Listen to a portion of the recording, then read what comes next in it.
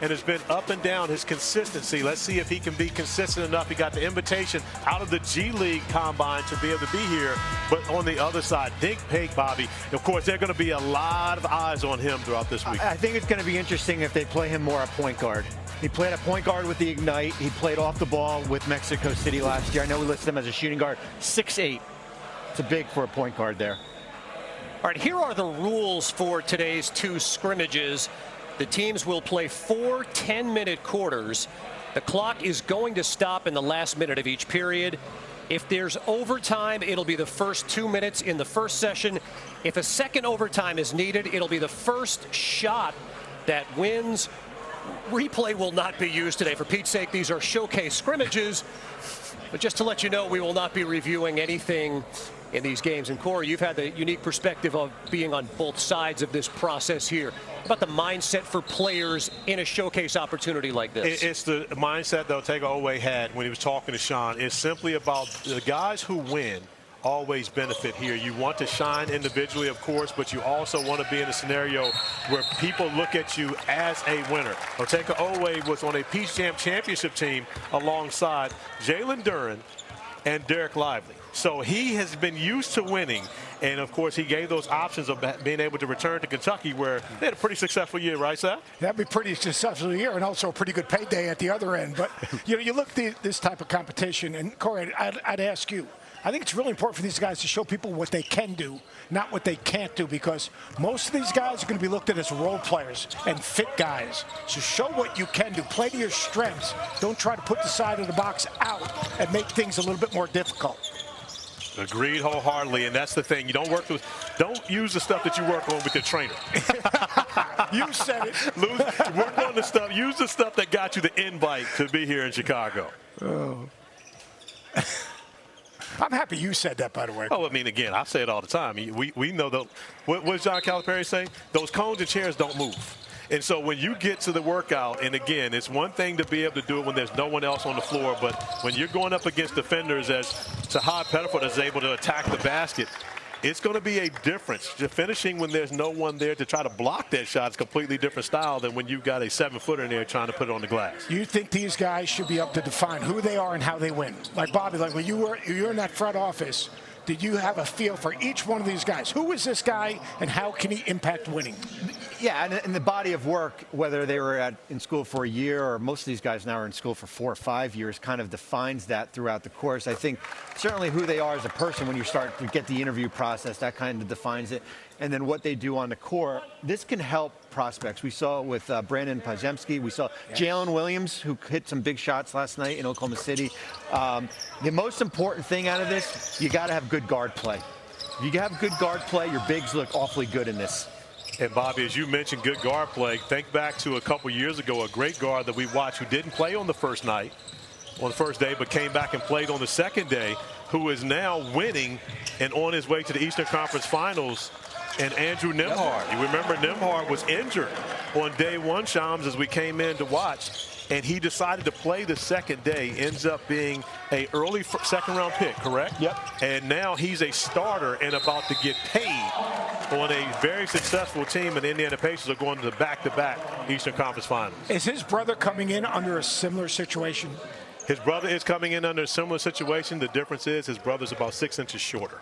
And one of the things that makes Andrew Nembhard so special is his ability to defend. He can go out and guard a Jalen Brunson. He can go guard a Donovan Mitchell. And that's what has put him in the starting lineup for Rick Carlisle in Indiana, and part of the reason why that team has been so successful in his 2 seasons. By the way, if you're just tuning in here and you're seeing some recognizable faces, it's because the likes of Tahaad Pettiford, John Tonje, Alijah Martin, guys who had phenomenal college seasons here. Now part of this combine, Coach, a lot of recognizable faces here. Yeah, a lot of recognizable faces and a lot of guys that are coming off obviously terrific seasons. You talk about Alijah Martin. He was part of the basketball team at FAU that went to the Final Four, and then he turned it around. And because of his toughness, because of his physicality, because of his competitive spirit, he helped Florida win a national championship. Bobby, you help people with these interviews. Yeah. I mean, you coach these young people through that process. What was your impression in the education and coaching you gave some of these young people in terms of the character of the players that are here? You know, it's interesting, and I'm watching Hunter Salas out there from Wake Forest. He was in this process last year, came through, and I think the big thing I asked him was, what did you learn from the process, and what did teams tell you that you needed to kind of get better at? And for what teams told him, that he needed to be a better playmaker. And that was a kind of a point of emphasis for him going back to Wake Forest. They certainly had high expectations, really an up and down season this year. So it's interesting to see what they took from last year and how they're kind of translating it to now. Jameer Watkins, another player that we're going to see in a little bit from Florida State also. Corey, you saw obviously Hunter Salas, and you are so familiar with every player that's in the ACC. He played at the point out of kind of necessity this year. What kind of progress did you see him make as the season went along? I thought he made tremendous progress as a playmaker. And you mentioned him playing the point early in the year. I actually watched them beat Michigan. And he started the game at the point, and talking to his coach, Steve Forbes, he talked about Hunter Salas being a point guard in the past, but I also remembered Hunter Salas when he was at home in Nebraska beating my Oak Hill team. He went for 30. I actually talked to Hunter's dad about it yesterday. He never played the point guard position. You still better? And I'm a little still bothered by that. You can still say. But when you consider the fact that, you know, that's what you have to do at 6'5" now at the NBA, because you can no longer, either you're going to be a 3-and-D guy, and let's face it, his strength is his offense. It's not what he does defensively. So you're going to have to be a playmaker if you're doing it at that size. Right, Sean? Yeah, I mean, talking to a couple of executives that are sitting down here as I'm walking along the floor, I asked them, I said, what's the benefit of the guys that are out here playing? They said, first thing, there's a lot of guys that opted out and didn't play. So you have to question what was the reason for why they didn't want to play. Number two is that everybody that's out here performing gets a little bit of a bump because they're exposing themselves in this setting with the pressure that's on them to go out and execute the way that they want to execute. And it's just the starting point of this process, because you've got pro days and everything else coming up. This is the starting point to see where they can progress over the next couple of weeks before we get to the draft. And Sean, one of the things, if you ask any executive, there is a common answer to the first thing that you are looking for from a prospect. And that one-word answer is competitor. That's what everyone is looking for. And when it's all said and done, that's the reason why Cooper Flagg is the presumptive #1 pick overall, is because he is an elite competitor. Every time he steps on the floor, you're going to get the best out of him each and every time. Well, there's no doubt about it.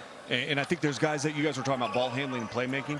I think a player in this game that really intrigues me, and Coach mentioned him earlier, Alijah Martin. A winner at FAU, a winner at Florida, obviously with the national championship this season.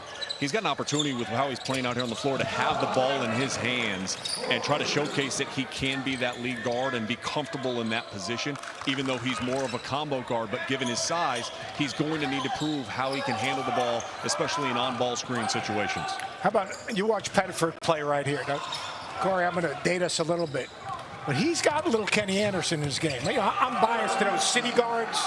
He's a Jersey guard, but he's a city guard. I mean, like, his shape. Give me, like, what you think. Does he need another year to get stronger? Defensively, with his lack of strength, would that get exploited? What do you see in him? Because I actually love the guy's game. I love Tahaad Pettiford, and I agree when you say just a little Kenny Anderson. A little Kenny Anderson, but with being a lefty guard, I absolutely see where you're going there. But this is the thing. At the NBA level, and it was funny because as Shams mentioned, you know, Dallas looking for a point guard. If you're going to be a small guard at the NBA level today, which 6'2" and under is considered small guards, so Tahaad Pettiford definitely in that size category, you have to be either an elite defender that changes the pace of the game defensively, or you have to be a flat-out bucket getter. Trae Young, for example. So it's only one or two options. What is your superpower? Your superpower has to be, you have to just be so good offensively, a la Darius Garland. Or you have to be an elite defender, a.k.a. Jose Alvarado. There's no in-between. If you're going to be a small guard, you have to have a superpower, and it's going to have to be one of those two. This dude has some shape to his game. He has the ability. He has a lot, got great middle games, got a floater, can shoot the three. And I thought he did a great job for Auburn this past year playing out of ball screens and reading all five defenders. Well, it brings up an interesting point here, Coach, because not everyone here at the Combine is planning on staying in the NBA draft. So for a player perhaps like a Tahaad Pettiford or someone who's not interested in staying in the draft, what are you hoping to get out of this process? Feedback, right? I mean, it's all about feedback. It's all about information. Say, where do I need to improve? What is the perception of me? And they're building a resume. I mean, playing in the combine, to me, the guys that decided to play, if they don't have some guys have promises. That's why they're not playing, right, Bobby? Well, yeah, that as far as where they're going to probably get drafted. And the other thing, too, is that guys that are going to go back can probably going to make more money in college. Yeah. I mean, you look at where a second-round pick is, $1.3 million. Tahaad Pettiford could probably at least make that going back to Auburn, probably double it. So you got to weigh, how important is it the money? Or how important is it to be playing in the NBA right now? But you also get that evaluation. So if you get the evaluation that says 25 to 35, that's the range that you're going to get drafted in. Those are the guys who could possibly go back. But if you want to talk about a guy that we know is not going back, it's going to be our next guest. A few players ever arrived with bigger expectations, and I think it's safe to say that Cooper Flagg exceeded them this past season at Duke. 18 years old, he will be the #1 pick in the NBA draft. The pride of Newport, Maine, Cooper Flagg is here with us. Cooper, what a whirlwind 48 hours for you. From the time the Mavericks won the first pick to now, what have these 48 hours been like? Yeah, I mean, it's been crazy, like you said. Just trying to enjoy it, though. I mean, I think this whole process, the whole experience, you only get to do it one time, and that's something that I've been kind of leaning to the last 48 hours is that, I mean, this is my dream, to be here, to be in these moments, be in this, have this opportunity. So just trying to enjoy every second of it and just soak it all in. I thought this deal with your parents on running it back was the best punt fake you had all season long. I mean, everyone's leaving their feet. I didn't leave my feet. I stayed down. I figured it out. But, this season, from the time you worked out with the Olympic team to the start of your career at Duke, what did you learn from that first experience with the Olympic team that prepared you and maybe even prepared you as you prepared to play in the NBA? Yeah, I mean, that whole experience was such a big learning moment for me and learning trip. I think the biggest thing I took was the preparation, mental, physical, the amount that you have to take care of your body, picking some of those guys' brains, specifically the select team guys. I got to talk to Jalon Suggs, Peyton Pritchard, Brandon Pajemski, some of those guys, and some young talents, pick their brains and just learn how important it is to take care of your body and just get recovered. Now, of course, we go back to when you were wearing a mask to play basketball, right? way back. But one of the things I've watched, and again, known you since you were in the 8th grade, but from the time that Coach talked about last year's McDonald's game till today, you improved so much offensively.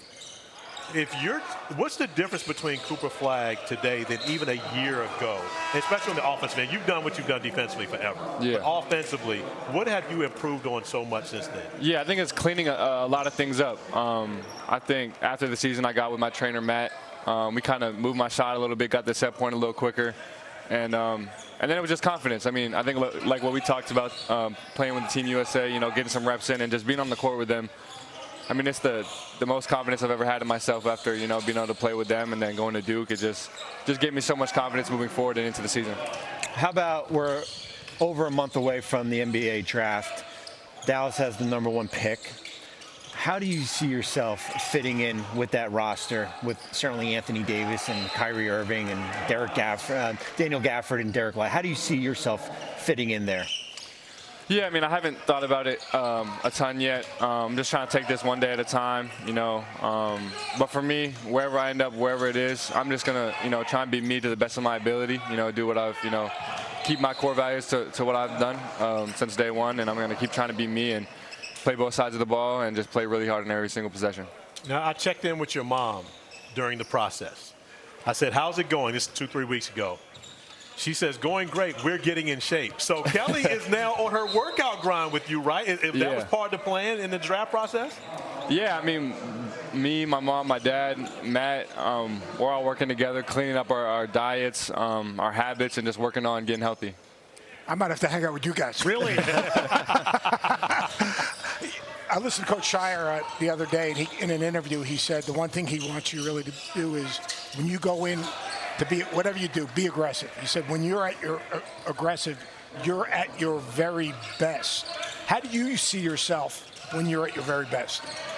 Yeah, I think kind of what Coach Shire said, just being aggressive, trusting my ability, trusting what I'm able to do, and then just trying to impact the game in a lot of different ways. Not being, stagnant on offense if I don't have the ball, moving around, trying to get open, and then defensively just impacting the game in a ton of different ways, whether it's getting in the lanes, guarding somebody to a high level, blocking shots, whatever it is, just trying to impact the game in a ton of different ways.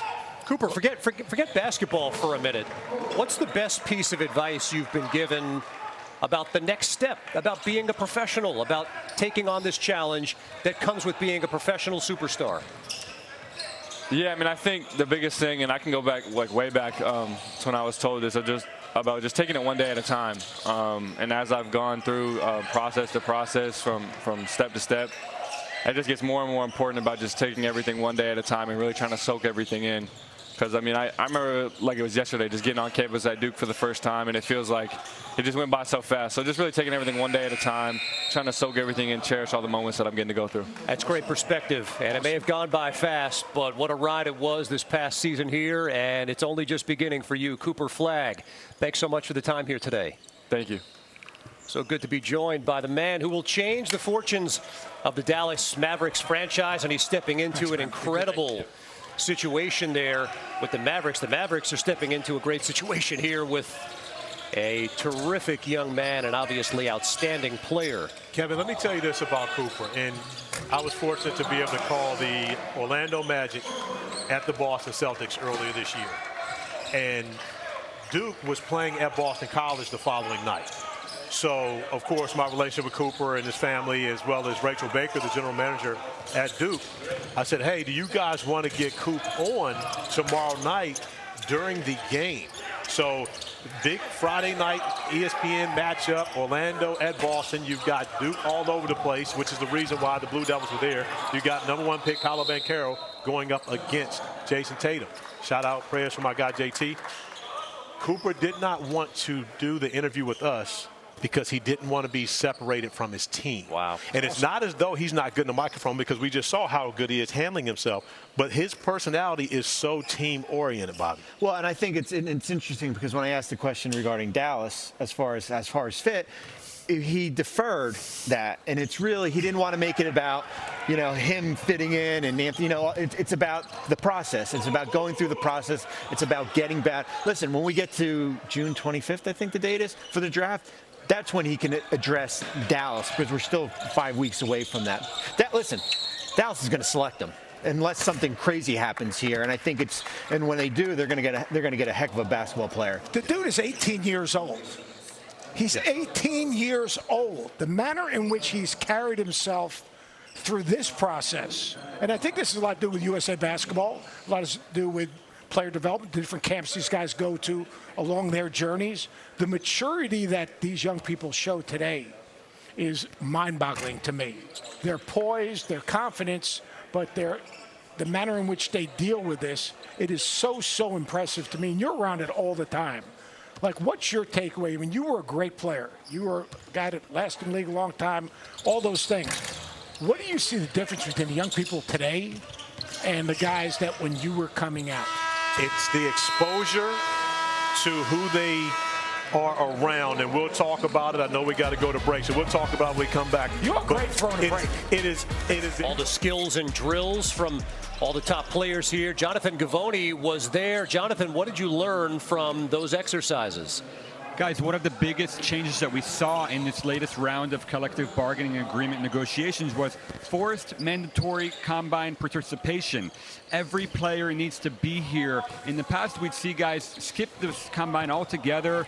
Guys would pick and choose, who gets their medicals and what drills they do. That is no longer the case. Yesterday, we saw every top player in this draft on the floor, working out, doing athletic testing, doing shooting drills, and it was eye-opening. We've seen Cooper Flagg here. He had a great day, just showing his improved shooting stroke, showing his personality, just being in every drill. He's so present, encouraging teammates, talking guys through. NBA teams were saying this is why this guy is going to be the leader of a championship team one day. I thought Trey Johnson also had a really nice day. He measured really well. He tested well. He shot it very well in the drills. I think it's a great look for every single one of these players to be out here and showing their talent. They obviously were having a great time. Kaman Malawach, just seeing the way that he's moving now, what he's done with his body, and the way he's shooting it, the improvement that he's made with his skill level, his footwork, his touch. It's just a great look for every single one of these guys. You know, not everybody did allow the live action yesterday, but still, it's a huge step in the right direction, just having all these top guys on the floor. And it was really exciting to see the future of the NBA out here working out in the morning. It's fun watching the best players play, drill, get their measurables. But this guy playing right now, I think, is the most undervalued guy, a guy that not a lot of people are talking about in terms of his potential. And we've had one eye on the game, one eye on, obviously, our interview with Cooper Flagg. But, Sean, you're on the court. Ortega Oweh, people aren't talking about him, but that guy has a gift, and it's all about winning. What have you seen from the court level? Coach, it goes exactly to what he said when I talked to him right before he went out to play. He's got at least 3 deflections on the defensive side of the ball right now, being active with his hands and putting himself in the right position, and then making the right decision offensively, whether it's cutting into space. And so much of this is almost like a pickup game with coaches where they talk about concepts. And at the timeout before he came in, they were talking about spacing, moving, cutting with purpose. He has done an excellent job here in this game so far of showcasing his basketball IQ to find that open space to be successful, and then just had the assist on the Dixon three-pointer on that last possession down the floor. Why do you guys think that people, like, we've talked about a lot of players that are here, yet he's one that you really don't hear a lot of talk about, yet you watch him play and you talk about competing, Bobby. I mean, we talked about, you know, the most important thing is competing. This dude is a world-class competitor and a winning player with skill. Well, that's the big thing. I think, it's like almost like applying to college. Like, how do you separate yourself from the other 9 guys applying to Duke or one of these other schools here, Kentucky, for example, here? And that's what the impression, when you leave here today, you want to say, this guy stood out. This guy can impact our team. Or for him, it can be like, you know what? I want to go back to school. I want to go back to college here. So that's how important it is. And as you're right, he has. I mean, we've watched a little bit. Every time we turn around, he's doing something really good on the court. On both sides of the floor. I like that guy. That guy off the ball. That's why their defense was so good at times. Butler could guard the ball. Oweh on and off the ball is an elite defender, Corey. And the reason why it's not a conversation is because when you look at Ortega Oweh at about 6'5", what is he at the NBA level? And that's the question. Is he a 3-and-D guy? Does he shoot it well enough to be a 3-and-D guy? Because he's not a playmaker. If he's not a playmaker at Kentucky, he's not going to be a playmaker at the NBA level. And those are the questions that executives ask. And so when you get an opportunity to see him in this setting and you start to see him, well, he can shoot it from 23-9. He can make threes. He can go out and be that guy that can defend. Now you look at a guy and say, okay, can he fit on our roster? Then the next question comes. Do we spend a first-round pick on him, or do we wait for the second round? Josh Okogie reminds me of as a competitive winning kind of. But Josh Okogie didn't have the option of getting NIL money and going back to college 100%. to where they even invest that type of resources in doing the background work. Well, and the other thing, too, is everyone, and Coach and Corey, you know this, they play a role when you're in college. It's similar to like some of the European prospects out there. We look at a guy who's averaged eight minutes a game, and then when you kind of come into this setting, it kind of like, now I can be kind of myself. I can kind of be that player who I think I can be. And that's what teams want to know. They know who they are at Kentucky, but in a different environment, who is that player? Is it really hard to evaluate in this type of environment or in a summer league type of environment? Because, look, these guys are terrific players. But a lot of these guys are playing for 2 ways. A lot of these guys are playing for a job overseas. A lot of these guys are trying to, make decisions on in or out. How hard is it? People aren't going to make decisions on this. It's just going to kind of, the bulb on the top of their head is going to go out. Well, let me dig into this deeper. Yeah, I mean, listen, last year we had 65% of the players who played here got drafted or were on a 2-way contract. Yeah. So there's going to be a pool of players. I kind of look at it, you start from your summer league roster, your 2-way roster, your drafted players, as far as how you're prioritizing this list right now. And I'll go to Bobby's point, of course, he's had to evaluate players at the combine. I think it's even more difficult to evaluate in college. And the reason being is because everybody's the man on their college team. As Bobby mentioned, you have a role. But when you put them in this setting, it becomes an easier evaluation based upon you're playing against like-type players. You've got pros in college, and you've got walk-ons in college. And there's everything in between. Here, you got all pros. It's simply about whether they play in the NBA or they play somewhere else professional. Guys like Otega Owe, Mackenzie Mbako starring out here, and Hunter Salas with NBA Countdown. Oklahoma City a 3-2 lead. An opportunity to close things out. We're here at the Combine. We got some college NBA comparisons, always helpful to give the NBA fan perspective. But, Corey, there are rules here. There are rules to this. I made me a manual to quote the great notorious B.I.G. Okay, so here's the thing. And I speak on behalf of the 5,000. If you know about the NBA, you know there have been roughly 5,000 people to have ever played an NBA game. All right, and I have gotten text messages, I've gotten phone calls, I've gotten berated by many of the 5,000s, oftentimes when there have been comparisons made. So the rules are the top 75, which is actually 76 players, at the NBA top 76, off limits. You cannot compare guys to those guys. But there are a number of other players that go in the mix. It starts with Ralph Sampson, Grant Hill, Penny Hardaway, Derrick Rose, Tracy McGrady, and Dwight Howard. Those guys who, without injury, would absolutely be in that mix. I've got a couple more for you. We showed the promo. Shai Gilgeous-Alexander, Nikola Jokic, 3-time MVP, Luka Doncic, Jason Tatum, perennial all-NBA guys. We're running out of dudes. Are not to be compared to. But there's a caveat to this. If you feel you have to use one of these guys, use them as the ceiling.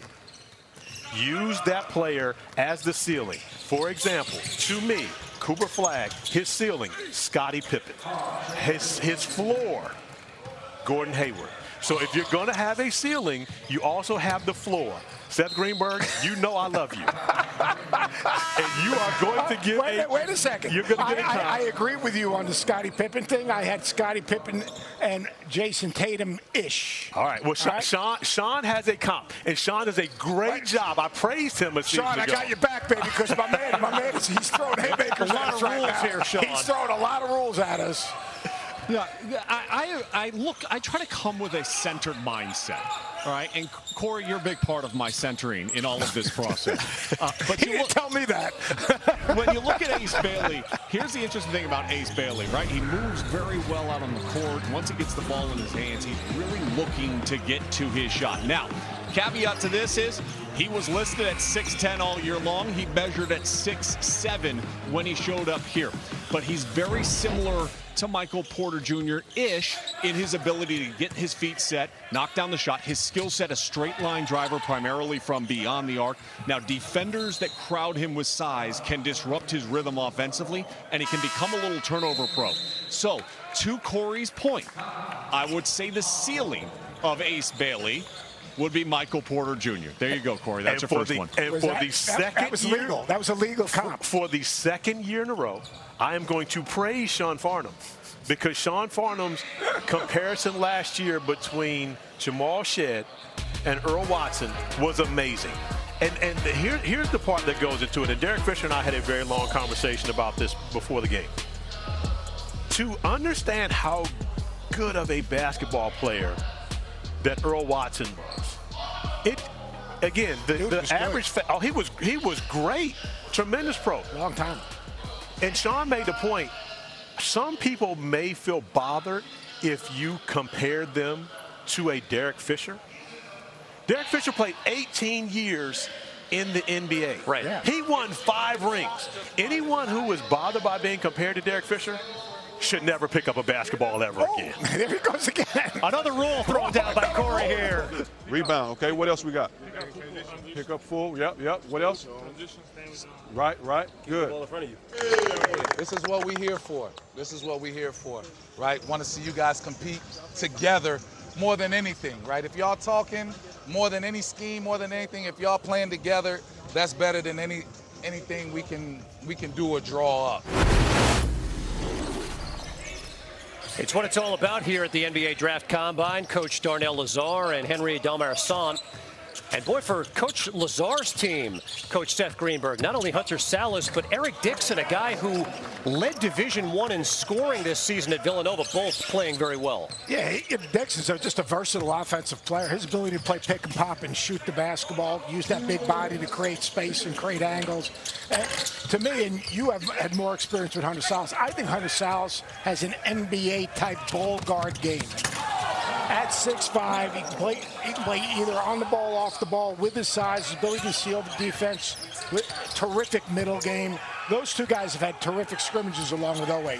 They have absolutely had terrific scrimmages, and the thing about it is their terrific scrimmages mean absolutely nothing to the people watching. And the reason being, KC, is because all they're looking at is how well do you guard? Can you guard pick and roll?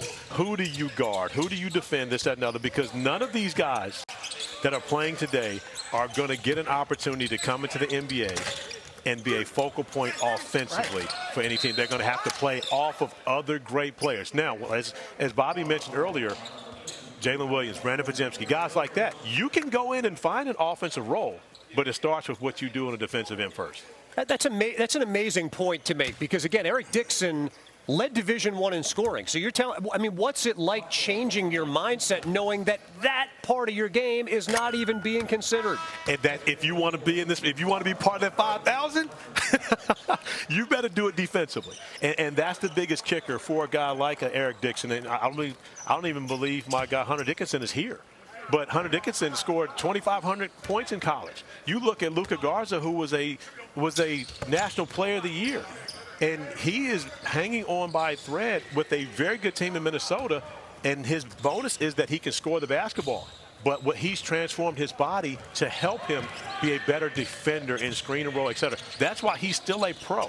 And you think about that, that's the mindset that has to change for you to be able to participate. Corey, do you know what a role player is called in the NBA? What's that? A millionaire. That's fact. A multi-millionaire. And so for these guys, when we talk about role players, it goes back to what we were talking about in that previous segment, is some people would take maybe like, oh, well, I'm not a role player, I'm a star. There are very few superstars and stars at the NBA level. Rosters are filled out with guys that understand their role, know exactly what they're supposed to do, and understand the efficiency in which they're asked to play with. And then you make millions and millions of dollars, and you play for a long time. Sean, I thought coming into the NBA, I was going to be an all-star. Yeah. I just knew I would be an all-star. Did you use that Virginia education at all? No, not at all. I thought I was going to be an all-star, and it wasn't long until I learned I better learn how to be a role player and do it fast if I want to stick around. And I'll be the first to tell you, as most will, it's easier to get to the NBA than it is to stay. Yeah, 100%. You look at a guy like Pettiford. He could potentially have a role. And you know where his role is going to come?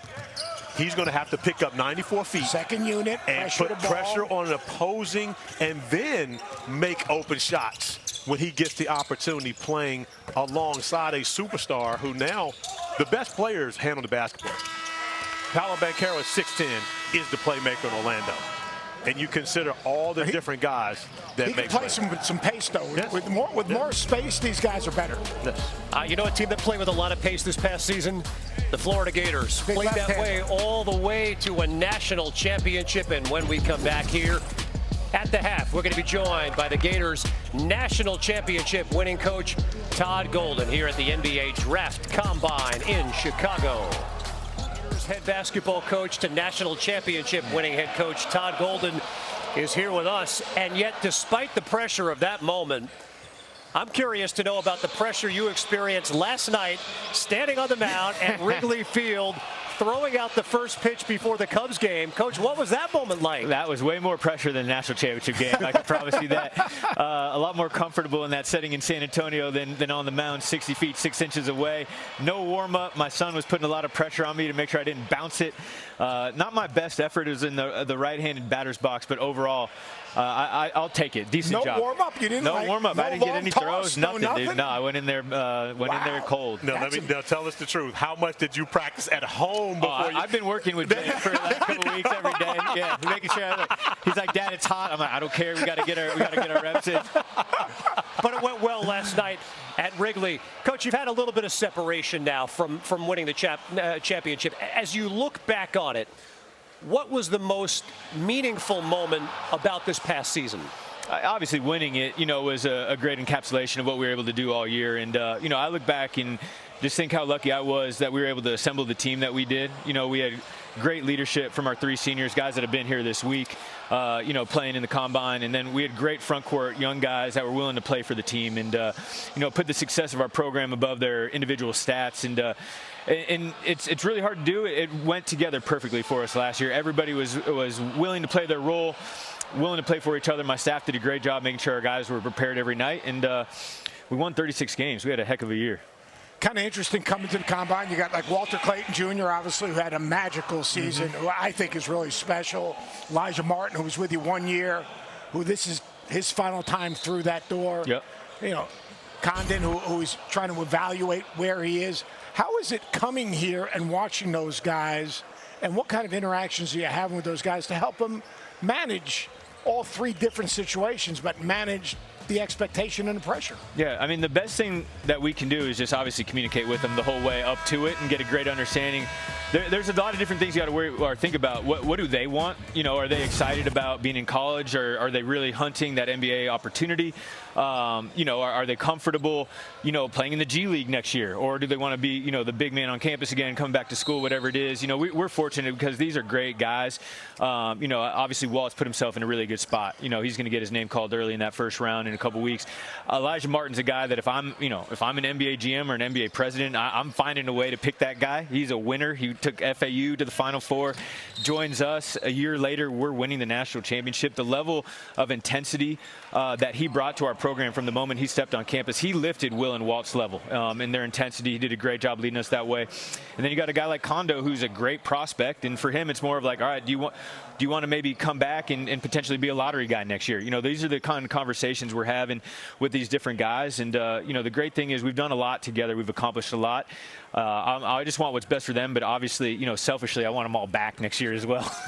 And when you consider you're a coach that's heavy in analytics, you have a NBA style with your program in Florida. Do you think that helps you from the standpoint of when you can have the conversations with these players and more importantly with recruits about, hey, listen, we play an NBA style. Yeah. We can get you to where you want to be. You come in and you buy into what we're doing.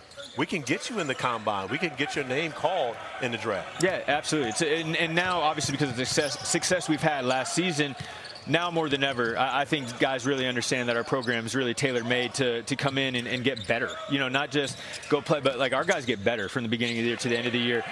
The way we play, I think, is very conducive for guys having success at the NBA level.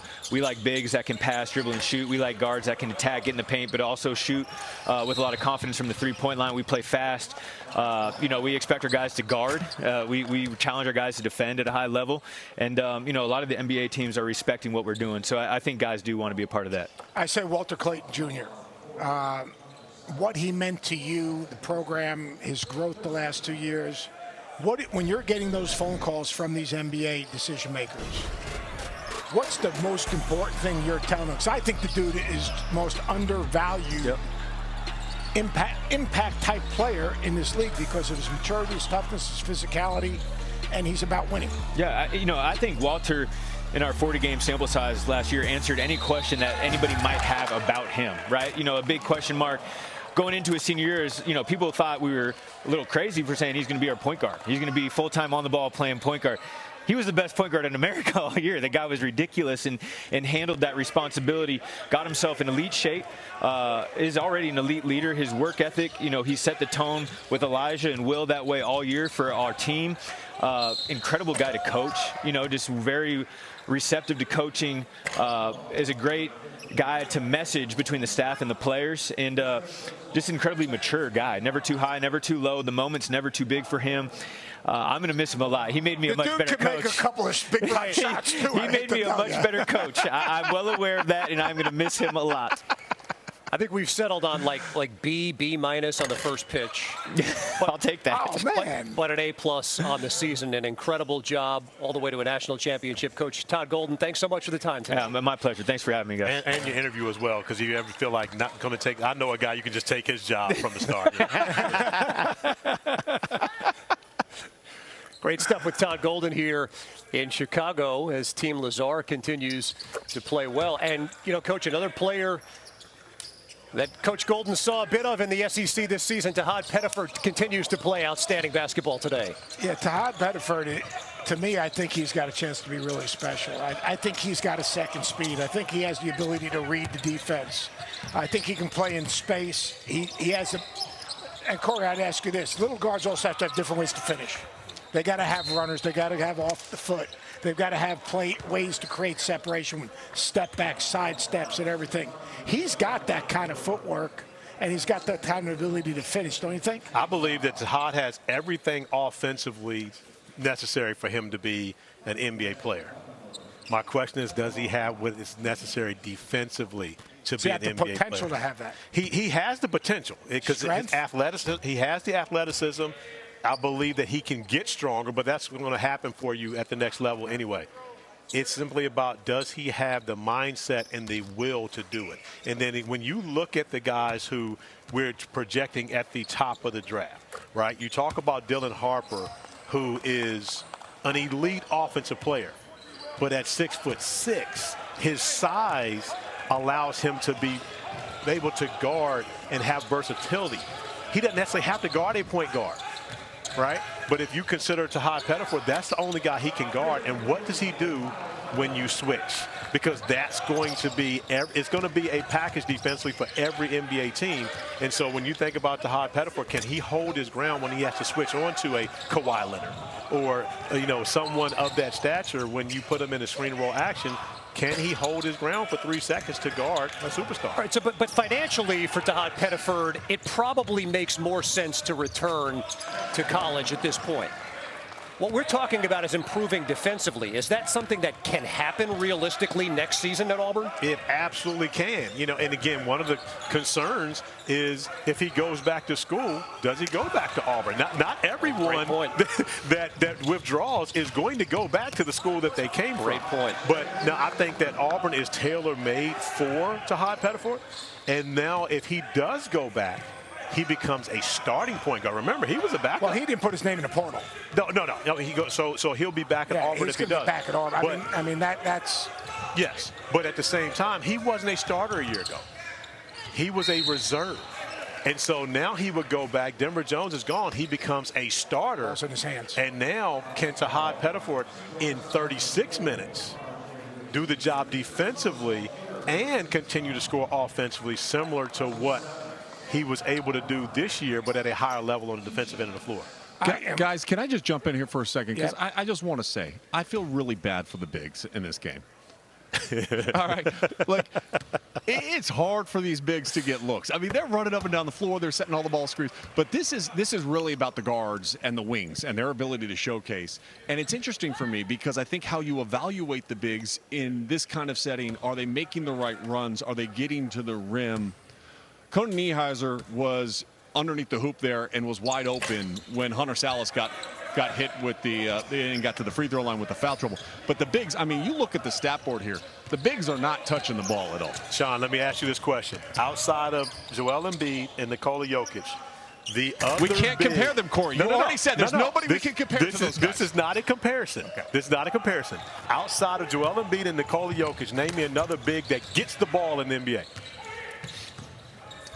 I'm really impressed with Sean. I'm really impressed with you because as a guy that never saw a shot he didn't like, but even though you did get a lot of shots. I'm just feeling bad for the bigs, you Coach. feel like the empathy that you're showing, like, do you have some empathy for like Yaxel Lendeborg? Because he's doing what he does. Yeah. Scores around the baskets, rebounding the basketball. But he's not getting touches. But he has to create it himself. Yeah. He's got 4 offensive rebounds. That's the thing about Lendeborg. The ball finds that dude. But the empathy that you're showing, is really moving to me. You taught me a Corey's lot not this year giving next you to any on set, time. Coach. Corey's not giving you any time on that, by the way.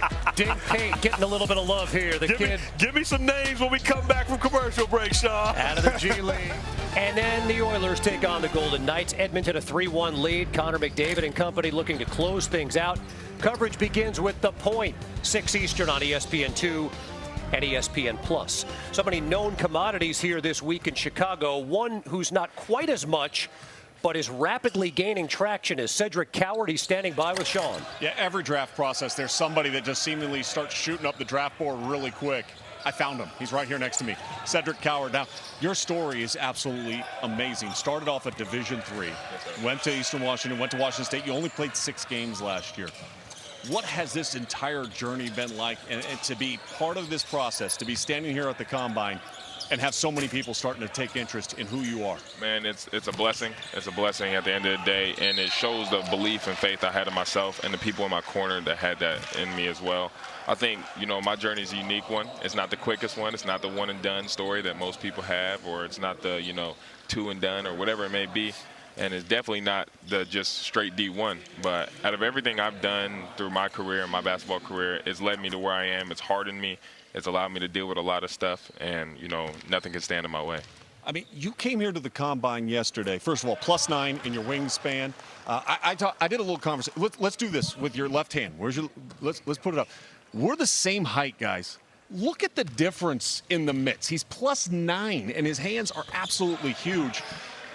You were the top 10 in almost every single category that measured out yesterday. How would you evaluate what you were able to accomplish through all the tests? Yeah, I think, the way I did it, I think I was very well prepared. My agency did a great job. My coaches, everybody who's been along with me with this journey and knowing this is an actual possibility, has prepared me for this exact moment. It's funny because before I did any of the testing, I talked to my dad in the morning, and the motto we live by is play for where you want to go and not for where you are. So for me, knowing this is, the evaluation, tryout, interview, whatever you want to say it, all I got to do is my job. And I came in and did my job. I obviously have my God-given abilities with my arm length and my hand size and, my height and stuff.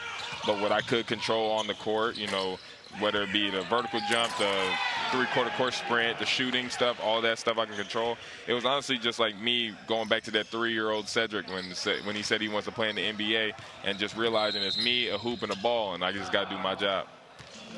And Cedric, this is Corey Alexander. I'm standing up top, and first off, don't let Sean Farnham height hate on you. You're taller than he is, for the record. But even when you consider the fact that you have this opportunity, would you consider yourself a late bloomer? Because I believe that's what many people will do, especially your path of getting here.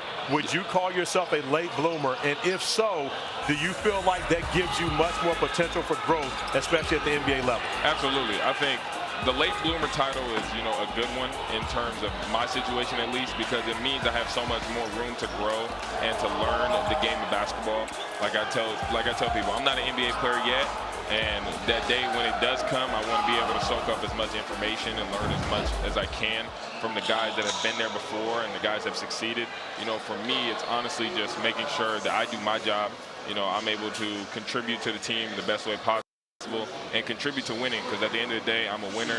I hate losing, and that's the best thing I can give you. Cedric, Seth Greenberg here. For the people that don't know your game, tell us who you are and how you win. How do you impact? We talk about impacting winning, right?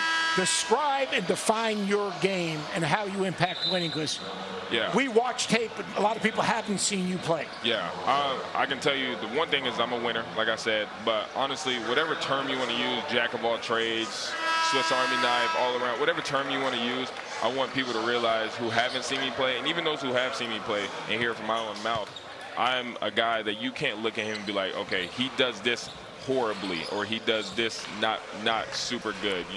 I think I'm a very well-rounded player. Do I have room to grow in everything? Absolutely, and that's my goal as I go. And like you said, with the late bloomer trajectory is just keep growing as my game evolves and to become the greatest player I can be and strive to be one of the greatest players in league history. I was at your workout last Friday, and I asked you a question about your love of the game. Yeah. You had a saying that your mom used to give to you and your sister when you were growing up. Can you share that? Yeah, so my mom, a saying she has for me and my sister are, we're half of her heart. So I'm one half, my sister's another. And if you put them together, if we're together in front of her, nothing can go wrong. Her heart is full. And then for me, that has to do with basketball. Basketball is one half of my heart, my family, and obviously stuff I believe in is another half. And you can't take, you can't take one away unless I won't have a full heart. And at the moment, I'm loving basketball. I'm in this beautiful gym. I'm in this beautiful environment. And then I obviously have my family to back me up. And so my heart is full. His heart is full, and I'm telling you right now, as we start looking at mock drafts and get closer and closer to the NBA draft, Cedric Coward's name is going to be one that people are going to start taking notice. Congratulations on all the work you've done. Yes, sir. And look forward to seeing how this all plays out in the June draft. Thank you so much. Shout out to my mom, Chanel Moore, my dad, Ray Moore, and my sister, Lauren Moore. Love you guys. Yeah. Thank you. That is great stuff. I got a soft spot in my heart for the former Division III player. I'm just throwing that out there. You compare your game to his? Well, he's more athletic. And the hand size, too, Corey. I mean, the hand size next to Sean's, who played at UCLA. And Sean has big hands. So you have to think about Cedric has enormous hands. So, again, when you think about that, and people don't realize, the average fan doesn't realize how much of a gift that is at the NBA level. That is a separator. When you think about players like a Kawhi Leonard, of course, the greatest to ever do it, Michael Jordan. And Phil Jackson even said the difference between the great Michael Jordan and the great Kobe Bryant was Michael Jordan's hand size. Wow. That was the separator, and the athleticism to an extent.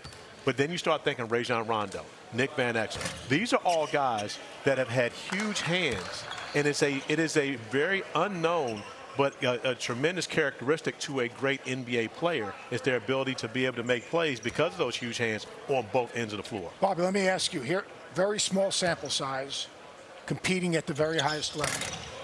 As a executive decision maker, how do you quantify and how do you evaluate a guy like that obviously tremendous promise, but like Duke's got $3 million probably sitting out there, yet everything says, as you watch this young man and see how he carries himself, like he could be a guy that could back into the lottery maybe. I would say if he stays in this draft, he's got a guarantee in the first round. You're not staying in this draft and turning down $3 million just to chance it by doing this. I think when you look at him, he would be perfect for teams that have multiple first-round picks.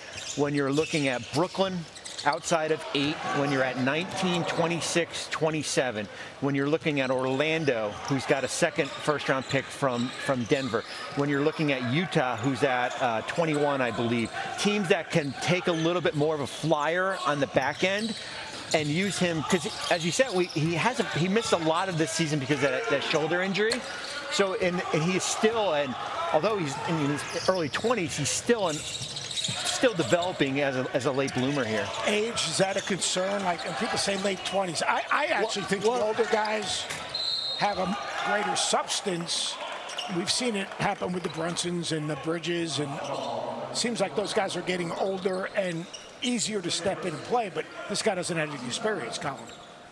Well, and the one thing you guys think, go back to Will Lamott when he was Division III, he was playing with his back to the basket. And he was a pure post-up guy and then started to develop that versatility to be able to go on the outside. And when I talked to Todd Ramazar, his agent, I said, okay, so what's the vibe you're getting from a lot of these teams that come in? And they're blown away with the level of explosiveness that he's shown in his workouts. I was there last Friday at Loyola Marymount in Los Angeles to watch him work out, and it didn't take long. It took about 5 minutes, and all of us that are sitting up there on that set and me down here on the floor, you guys know, you walk into a gym, you can look at a guy and say, that's a pro. And I'm telling you right now, Cedric Coward is a pro, and his mental makeup and his drive, I think is the special aspect of him. We just got a glimpse of that with this interview down here. But he told me a story in high school. Between his sophomore and junior year, he didn't play summer basketball. Instead, he built a house with his grandfather. And he said it was really that moment of building that house, knowing he'd never wanted to pick up a hammer for the rest of his life, that he was like, hey, this basketball thing's got to work out. And I think that he's going to continue through his pro workouts and the teams that are coming to see him, I think everybody's leaving with that same kind of sense, is that he's a guy in those teams that if you have multiple picks, to Bobby's point, he becomes a guy that you start to look at and say, what's his upside? Where could we potentially get him to? And Jalen Williams from OKC, who also didn't play against a lot of high-level competition at Santa Clara, I think comes to mind with this length and his ability to knock down shots that he showed yesterday. And Sean, one of the things I'm trying to whisper to Bobby while you're talking to him, I wanted to know if Bobby worked with him. Because when you want to talk about the way you can conduct yourself in an interview, you can only imagine that this guy wins. When he walks into that office and he's talking to a general manager and president of basketball operations, he's winning that interview. Yeah, I had him last year when he came out for the draft, and I had him again. And listen, his story is terrific. And we talk about, as far as age, does age matter? I mean, I just look at Dalton Connect last year. I mean, teams passed on him, and he kind of fell in the lap of the Lakers. A lot of it has to do is like the grind. Was he on the AAU circuit? Was he playing a lot of basketball earlier? That kind of, if you're not, the wear and tear, you can, you know, a 23-year-old is really like a 20-year-old here. So he's got a promising future, whatever decision he elects to do here. You talk about 23-year-old, the wear and tear. You live youth basketball, mentoring young players, and coaching young players, and impacting young players' lives. Do you ever worry about that they never take a chance to unplug, plug back in because they're so consumed with finishing the race and getting to the league? Do I worry about it? I believe that there are plans in place now to help with that. But, Seth, you play, and you think about when you're growing up and you're playing basketball. You played all day, every day. Yep. And we played on asphalt. Yep. Again, when you consider that the guys who truly love this game, you can't take them off the court. And that is a desire. That is something that, you know, and that's one of the things I loved about Sean's story. We're talking about, you know, Cedric and building a house with his grandfather. When you have that level of desire, you love this game. So the honesty behind it is there are too many guys playing at the NBA level today that are really, really good basketball players, but they don't love it. Yeah. And again, what all these executives are looking at, they just happen to be really good basketball players. They're looking for guys who love it, because you have to love it to put the work in that's necessary for you to be great at it. And a young man with that type of mental makeup, I think he has a chance to be great, similar to what we saw with J-Dub a few years ago. So, Bobby, from a tangible standpoint, look, you got to have the tools, right? But from a tangible standpoint, when you're sitting across the table from a Cedric Coward, and he's projecting the way he did with us here, what sort of a tangible difference does that make for an executive? Well, I mean, I think the tangible things are how is he in a locker room? Because the reality is that in his first year, he's probably not going to be playing a lot. The other thing is that how would he deal with going to the G League? If guys are willing to accept going to the G League and being a developmental project, which he will be, and he's acceptable to that, I think he is the perfect type of player, because you can kind of mold him as far as who you want to be. But he'll interview great. I think the only question will be the kind of the body of work on the court. And it's basically, as the draft is, it's like kind of some of it's just kind of gut feeling. And that's what makes this so difficult, because you don't want to pass on him. And then a year from now, you're saying, why didn't we pick him? You know, well, we could have picked him at 23 or 24, and he winds up going somewhere else. It's so interesting to me, the dynamic that we have with NIL today, because, you know, you talk about that guy, well, he's going to put down to the G League. That means, like, bags fly free. He's not flying charters.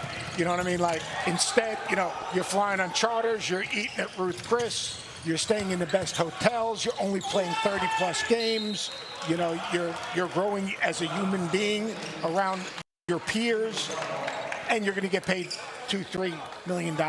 I mean, I think the decisions these young players have to make is really fascinating. That's why we have fewer people here. The fewer people put their name in the draft. Some guys are pulling their names out.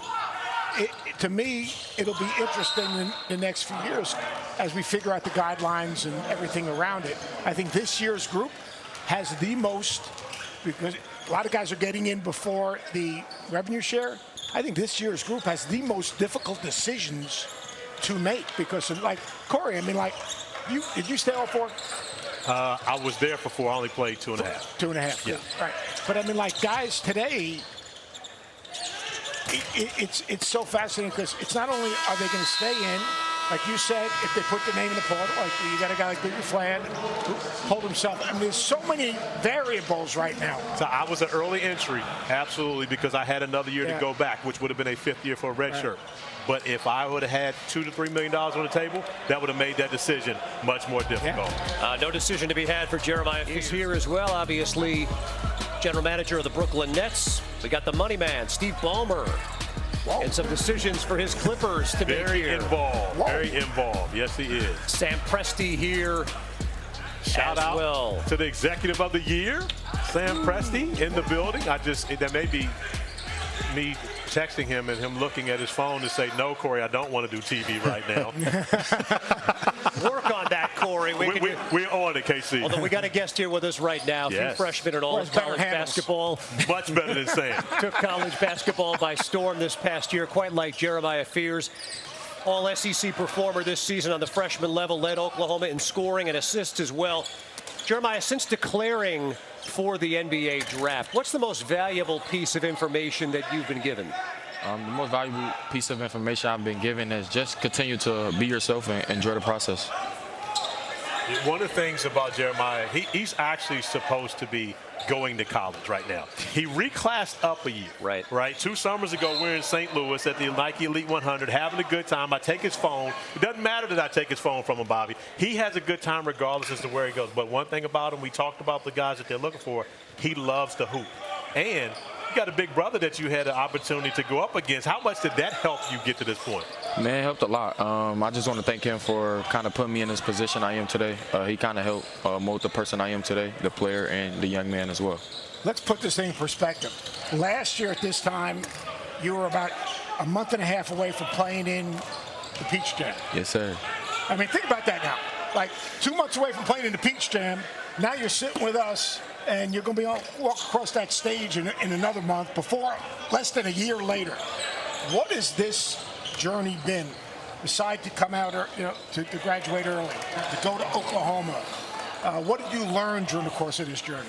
I really learned just to enjoy the process, take it one day at a time, continue to go hard, no matter it's a practice or a game, and kind of just give it your all every single day. Your dad runs a tough practice, I hear. Yes, sir. Crazy. Hey, his dad's in great shape, though. I know. At the McDonald's All-American game, of course, Jeremiah would have been in that this year. I'm talking about him. I go over and see him at halftime. I see Pops. Pops in good shape, man. He holds the bar high, huh? Yes, sir. Get an opportunity for you and coming in here and being a part of this. You're not playing, but you did all the testing. Did you feel like you were able to help yourself with this, showing off a little bit of bunnies on the vertical leap? Yes, sir. I feel like it was a great experience for me. I got to actually show my bunnies a little bit and what I'm capable of on the big stage. 2-part question. What do you think your strengths are on the court, and what are some of the things you've been, since the season ended, what have you been working on to try to get better at? My strengths on the court is my offensive ability. I feel like I'm really gifted with my offensive end. Something I've been really working as kind of preparing my body for the next level.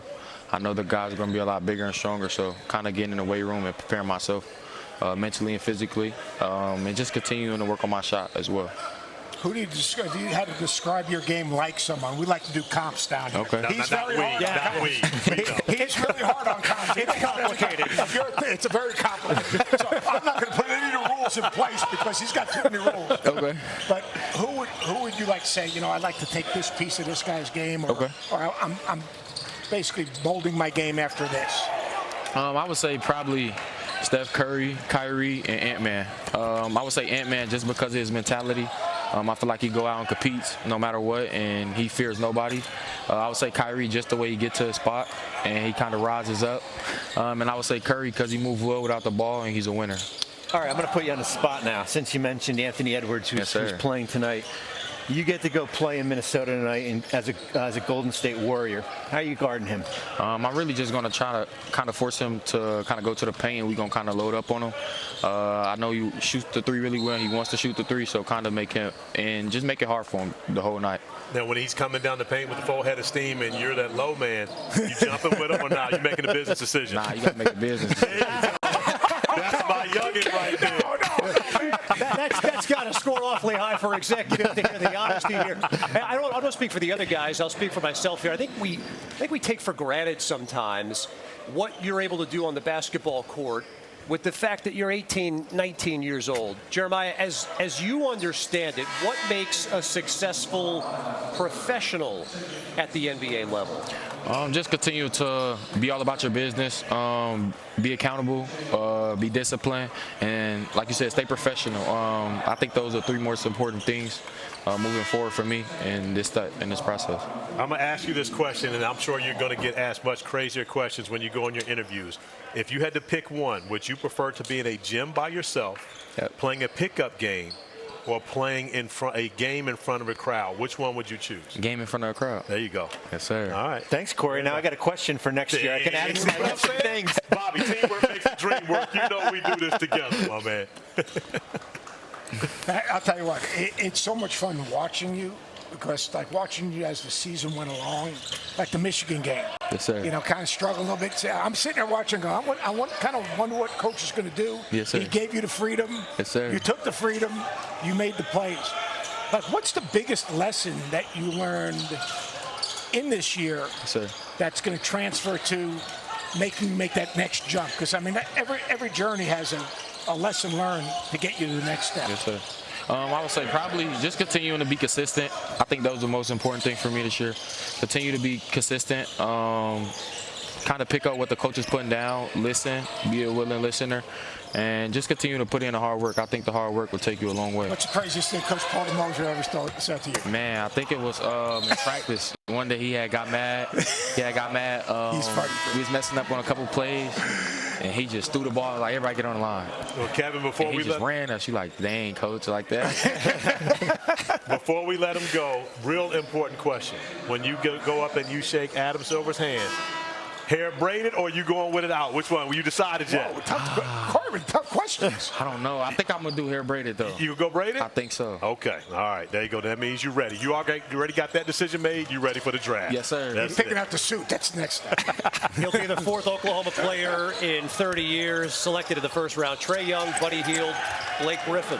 Pretty good company to keep there. Jeremiah Fears, congratulations on a fabulous season. Congratulations on being here, and successful career to you. Yes, sir. Thank you. Jeremiah Fears.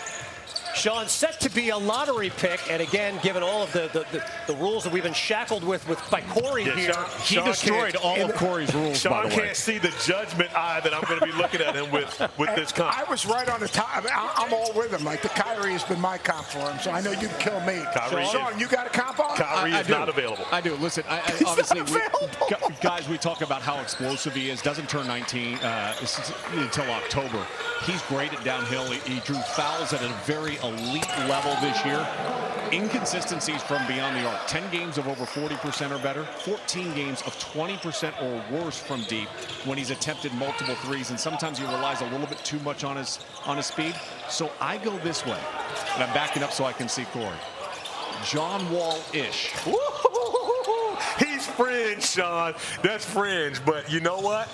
I'll allow it, and I'll allow it. But the difference between the two, Jeremiah's ability to shoot the basketball and really score, I think, is ahead of John Wall, where John Wall was coming out in 2010 at Kentucky. And I would agree with you, especially when you look at the last 3 games he played. All right, he averaged 25 points per contest against Georgia, Kentucky, and UConn. And way to get UConn. But John Wall, point A to B. Wait a second. One of the fastest to ever. WNBA countdown at 12:30 Eastern. Back with Coach Seth Greenberg, Corey Alexander, Bobby Marks, Sean Farnham, Jonathan Gavoni as well. And Bobby, one of the players that maybe has flown under the radar a little bit here, Hansen Yang. What have you seen from him? He is interesting. He's only been over in the States for about 2 weeks right now because the season went a little bit long here. And the big thing when you talk to him, what he wanted to get out of this was not to be known just as a kind of a back-to-the-basket type player here. We saw him stretch the floor a little bit. He hit at the top of the key 3. He just made a beautiful behind-the-back pass, so you can show his passing ability here. So that's what scouts want to know. Certainly a guy who's been over in China for the past few years here, as far as how his game and what else can he do correlates to this next level. 7'2", Doesn't turn 20 until day 2 of the NBA draft. Looking to become the 10th player from China drafted and the first since 2016, and showing off the range there, although not deftly.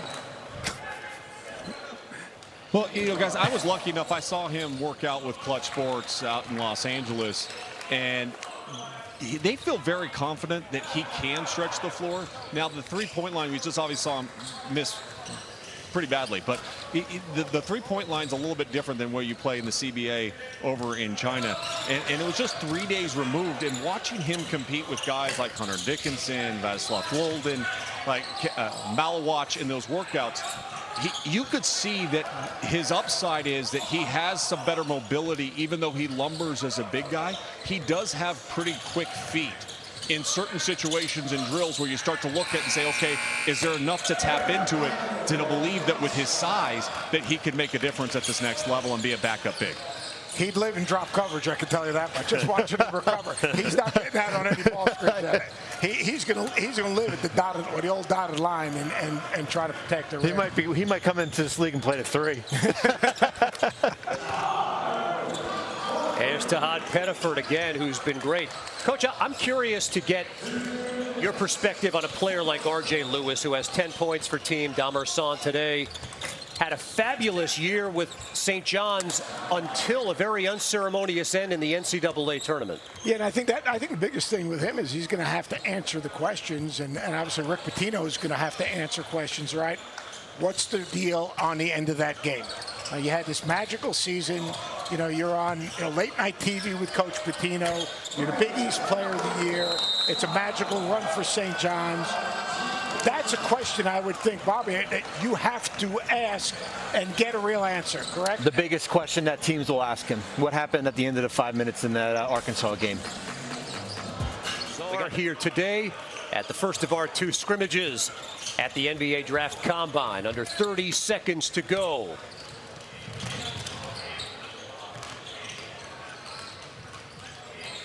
Coach Lazar's team with a convincing victory, but a lot of that has to do with the backcourt of Tahaad, Pettiford, Otega Oweh.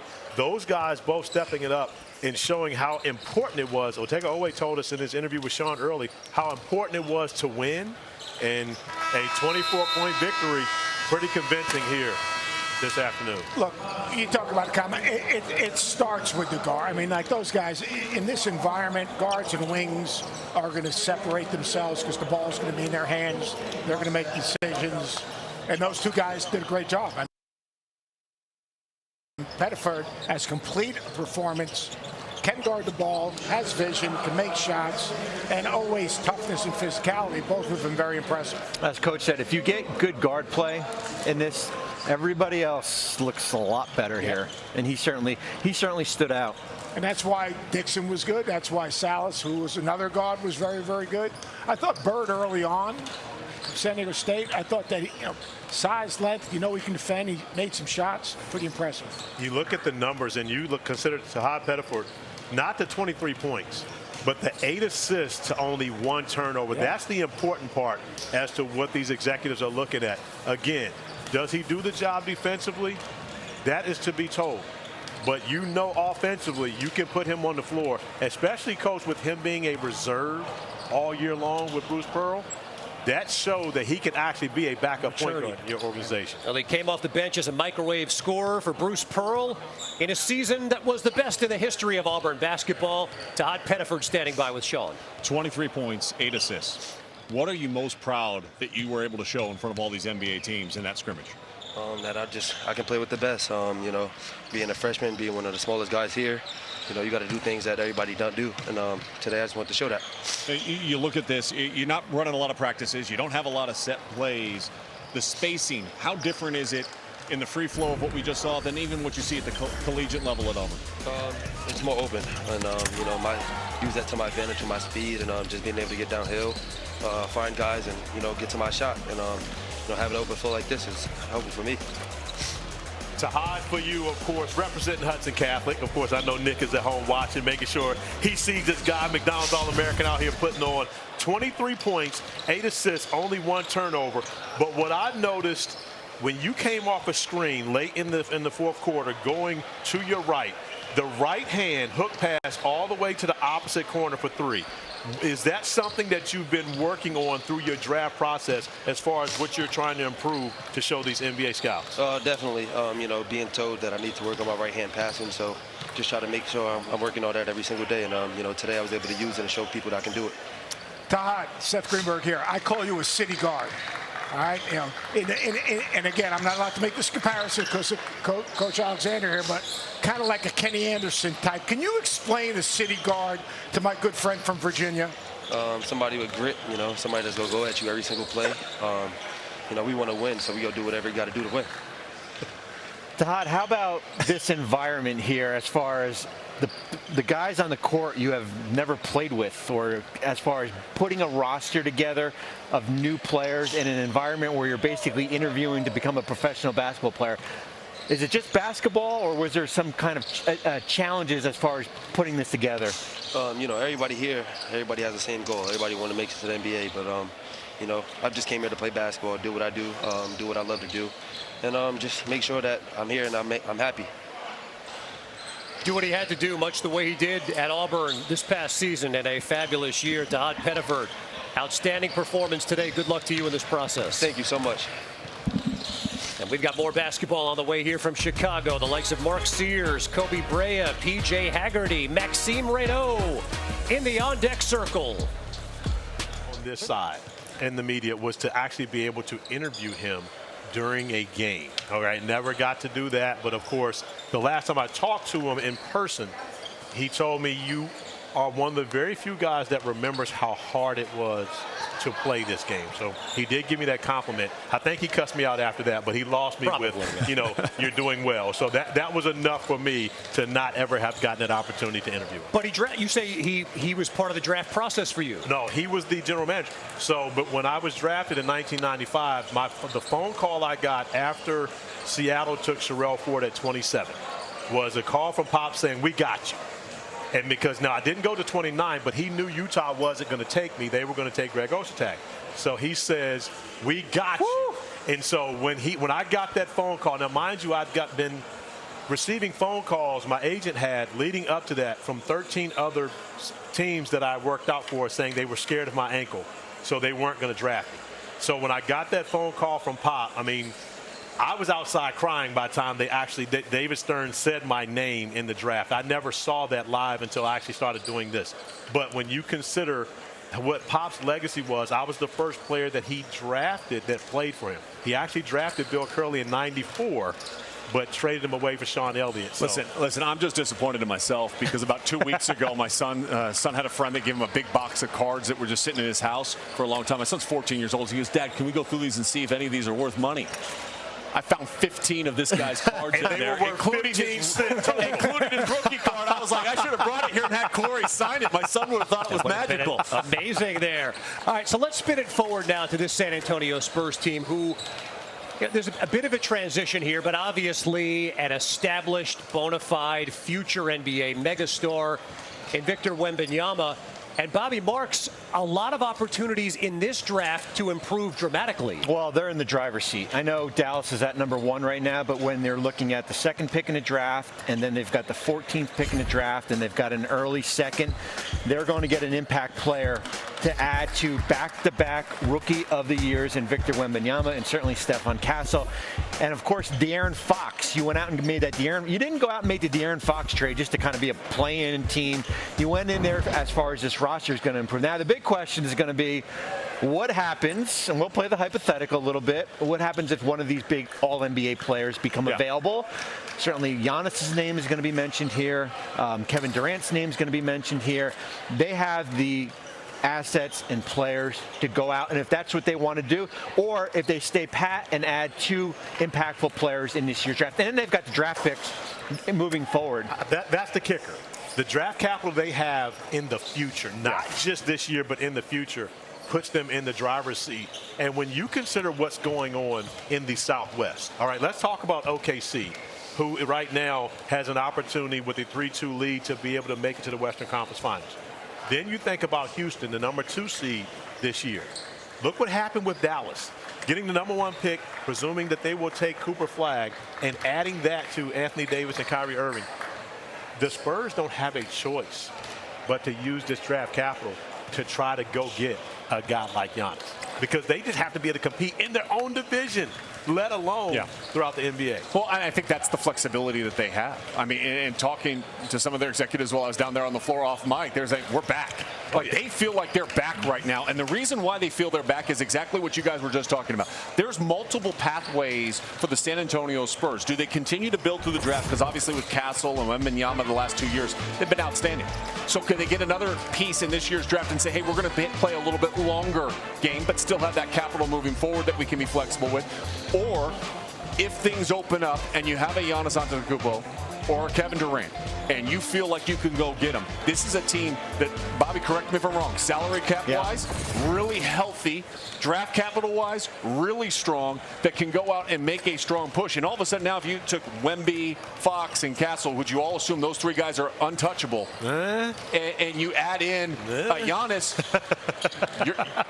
come on, pretty good. I tell you what, if I'm giving up Giannis, one of those guys isn't untouchable. I got to get him. I got to get Castle. No, he's untouchable. We know that's good. I got to get Castle in that deal if I'm giving up Giannis. Listen, San Antonio would not put him in the De'Aaron Fox trade. Giannis is a different animal. Yeah. Giannis is a different animal. I would say this, though, regarding Sean's point. When you have a generational player like Victor, who's on his rookie contract and is making $12, $13 million, and the next one's going to be $50 million, this is kind of your window to go out and do something like that, because eventually not these generational players don't become and we're not saying Giannis is after you make a trade for one of those type players, and I believe they would still have enough left to compete in the Western Conference. Bobby, does all in mean the number 2 pick? Yes. I think two would have to be in play. And maybe even 14. Yeah, 14. I personally don't think 14 is going to do it. I think you've got to move up to get the guy from Milwaukee, Knippel, and put him in the deal as well. Because when you think about one of the guys that they've always kind of talked about, Tyler Hero. And so now you have an opportunity to do that again with a possibility if they can move up with all the draft capital that they have, and they still would have enough to be able to make the deal. Well, you think in a short amount of time, the fortunes of teams in the state of Texas. The state of Texas is a hotbed right now. Well, again, don't forget about Oklahoma. Very true. Very true. That portion of the country, those 4 teams, have improved dramatically here as we are about halfway through our day. We still got a whole nother scrimmage to go. A ton more. And by the way, we talked about other numbers. He's 18. I mean, 18 helps in the process here when you're going through considering who you're going to take. And obviously, he's the number 1 pick. His teammate is going to be a part of this next game here today. This coach, Jawad Williams, who's an assistant under Doug Christie with the Sacramento Kings. The 6th member, by the way, of the 2005 national champion North Carolina Tar Heels to make an NBA team. And he's leading a group today. Speaking of the Duke Blue Devils, one of the players competing on Team Williams today is Zion James. And Zion James has been great throughout his year with the Duke Blue Devils. Really the change to put him at point guard position was strategic by John Shire, to say the least, and it worked out for the benefit of that team. However, the guy that finished second to Cooper Flagg in ACC Player of the Year would be Maxime Raynaud. And so Maxime Raynaud, who was a teammate of Victor Wembanyama growing up, has an opportunity to be a stretch big at the NBA level. Looking forward to seeing how he performs in this combine. And then Blaine Miller, an assistant under Charles Lee with the Charlotte Hornets. Sean leading a team with a guy who kind of did everything they asked him to do and starred in both roles at Marquette. Yeah, played off the ball, and then last year played much more on the ball. Of course, I'm talking about Cam Jones. You look at 19 points per game. Shot didn't shoot it as well from beyond the arc, but has a very repeatable, smooth stroke from the outside. He showcased such an improved playmaking ability from Marquette this year. It's going to be really interesting to watch him in this setting if that playmaking can show out at 6'5". You know what? When I talk to him, and we live in a state of players moving around and everything. Here's a guy who was at Marquette for 4 years. And it's the loyalty factor, kind of how much Shaka Smart meant to him. As I said, I am interested. He's right around 200 pounds right now. combo guard? What else can he do? Certainly he'll the ability to score, but I think it's going to be the little things here as far as what could get him drafted. But Sean mentioned his size. I think his size is what makes him so intriguing. His ability to have the basketball in his hands or play off the ball. But at 6'5", is he willing to be the defender necessary to survive at this level? Coach, who are you interested in watching here in this game? Yeah, Maxime Raynaud, he intrigues me. You're talking about 7'1" with the skill set, the ability to stretch the defense, very good passer, can play off the elbow. He can rim run, he can protect the rim. I think he's a guy that, you talk about comparisons. This is a legal one, Corey. All right. All right, Jay Huff. Yes. Jay Huff played at Virginia. It took a while for him to kind of get his feet in the league. But this guy right here, maybe not the vertical athlete that Huff is, but this guy's skill set and his shoulders and his growth, I think he has a chance to be a very good player in the league. Agreed, Coach. And I would say he may not be the vertical athlete that Jay Huff is, but he was a better college rebounder than was Jay Huff. He actually broke Adam Keefe's double-double record. Yeah. And we all know the stud that Adam Keefe was at Stanford. He actually broke Adam Keefe's single-season double-double record. Kyle Smith, who took over at Stanford this year, so much of what he runs is for his guards, but he kind of changed things up a little bit and said, Maxime Raynaud, it's your time to be the centerpiece of everything that the Cardinal did this year, and he thrived. And looks like Coach Williams has the same thing, because after the tip, Raynaud runs right to the block. Gets some love. They passed it to the big corner. There you go. But that's all coaching, Sean. That's the coach said throw it inside. Smart move. Raynaud had 21 20-point games this season, fourth most in Division I. And Corey, there's a player on Team Williams who played all the way in the national championship game this season, really emerged as the star of that Houston Cougars team. That's Milos Uzan. And Milos Uzan really showed up and played the point guard position. It was really new for him, playing at the point spot. But, of course, when you play for Kelvin Sampson, one thing that you're going to absolutely have to do is defend. And if you can find a way in this league, it's by doing it on the defensive side. Well, I'll tell you, they got off to a 4-3 start, and their defense didn't look like the defense that they had a year ago. And a large part of that was because Milos Uzan was struggling a little bit. And I was there before they played Butler, and that entire shoot-around, Kelvin Sampson was, you're not tough enough. You don't compete hard enough. And that flip and understanding what Kelvin Sampson was asking of him is the reason why Houston ended up where they ended up, because he started playing defense at an elite level that complemented his offense, which was a little bit better than Jamal Shead in the versatility that he could bring to the Houston Cougars this year. And that's why they were able to get to that national title game. And when you consider the type of mentality that you have to play for Kelvin Sampson. And again, it's not for everyone. No. But for those who can do it, you absolutely benefit from it, from one of the best coaches that you have in the college game. But Kelvin Sampson also has a tremendous amount of NBA experience. And I believe that is something that helps him recruit guys and letting them know that he can get them to the next level. Coach Seth Greenberg, that's your guy right there, the versatility to take it off that three-point line. But he could also catch it on the baseline or at the swing spot and make a play. I think he's just a versatile, big offensive player who also has rim protection. I'll tell you the other guy I'm interested in. I'd be interested in your guys' take. Sion James is going to either make an NBA roster or an NFL roster. But his leadership, his toughness, his ability to be a great locker room guy, and here he knocks down that three. That guy is define winning players, toughness, ability to defend, ability to make others better in any way possible. I think he's an interesting guy to watch this week. I agree with you, Coach. Defensively, how he can impact it, and then he cuts and moves so well off the ball.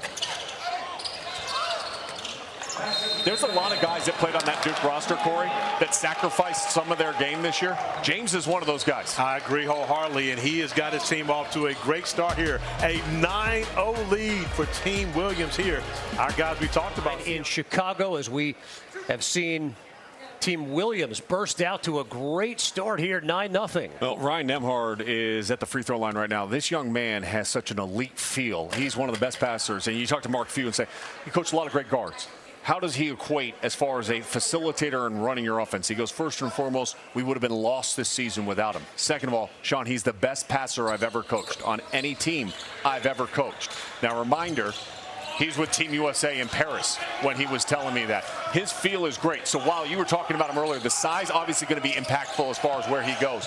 But I think his vision and his ability to open up the game for others is going to be appealing for somebody to take a chance on, probably in the free agent market, and say, hey, let's come in and see what you can do in the summer league with a bunch of guys that could be in the G League, and then if we need somebody, play your way up on a two-way. I believe that's true. He's going to get an opportunity. And he's one reason he's going to get an opportunity is because his brother paved the way. Yeah. When you show what you can do and you consider the fact that his brother is an elite defender and the same type of playmaker, he's going to get an opportunity because of that.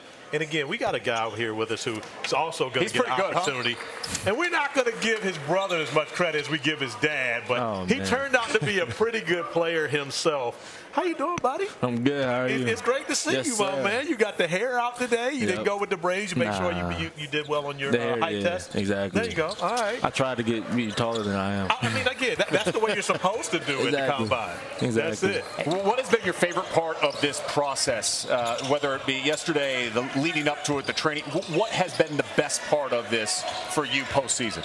I mean, definitely just interacting with my peers. I think that was probably a big thing. Just like for us, it's like one big AAU tournament all over. It's like one big camp. I mean, we all get to see each other again for this eventful week. You know, we just is all grateful to be here, but that's probably the best part about it. I'm going to tell you guys a Dylan Harper story. Oh, okay. Man. I'll put my pen down. There's going to be a lot. Dylan is in the 7th or 8th grade. I go to Jersey. We do a camp at, was it Legacy that you were playing with at the time? Fast forward 2 weeks later, we're in Hampton. He's got an AAU tournament.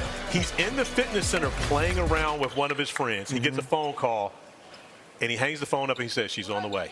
His mom is on the way to work him out, and he changes immediately. He is all focus, all work at that point. Talk about your mom, Maria. Talk about what she's been as far as your basketball life. I mean, she's kind of been the foundation for me. I mean, I played with her since 2nd grade all the way up to senior year of high school. So just being around her and just picking her basketball knowledge, she just always preaches hard work, no matter what. And that's really where I get her from. And when he says he played, she coached him from that time, 2nd grade through high school. I'm looking here at Dylan, and those of us of a certain age are old enough to remember Dad, who of course had such a fabulous NBA career here, and just got done talking about Mom. What's the most valuable piece of information Dad has given you in this process? I mean, definitely he played with the greats like Michael Jordan, Kobe Bryant, Shaq, all them people. You know, one thing he instills is, be a sponge, just learn the game, listen for your peers, because you only 18, 19 years old, you only know so much. So, just coming in with that mindset of all the information I can get, is great for me. You and Ace went into Rutgers with a lot of expectations this year, and it was certainly a roller coaster of a season. What did you learn about yourself during this year?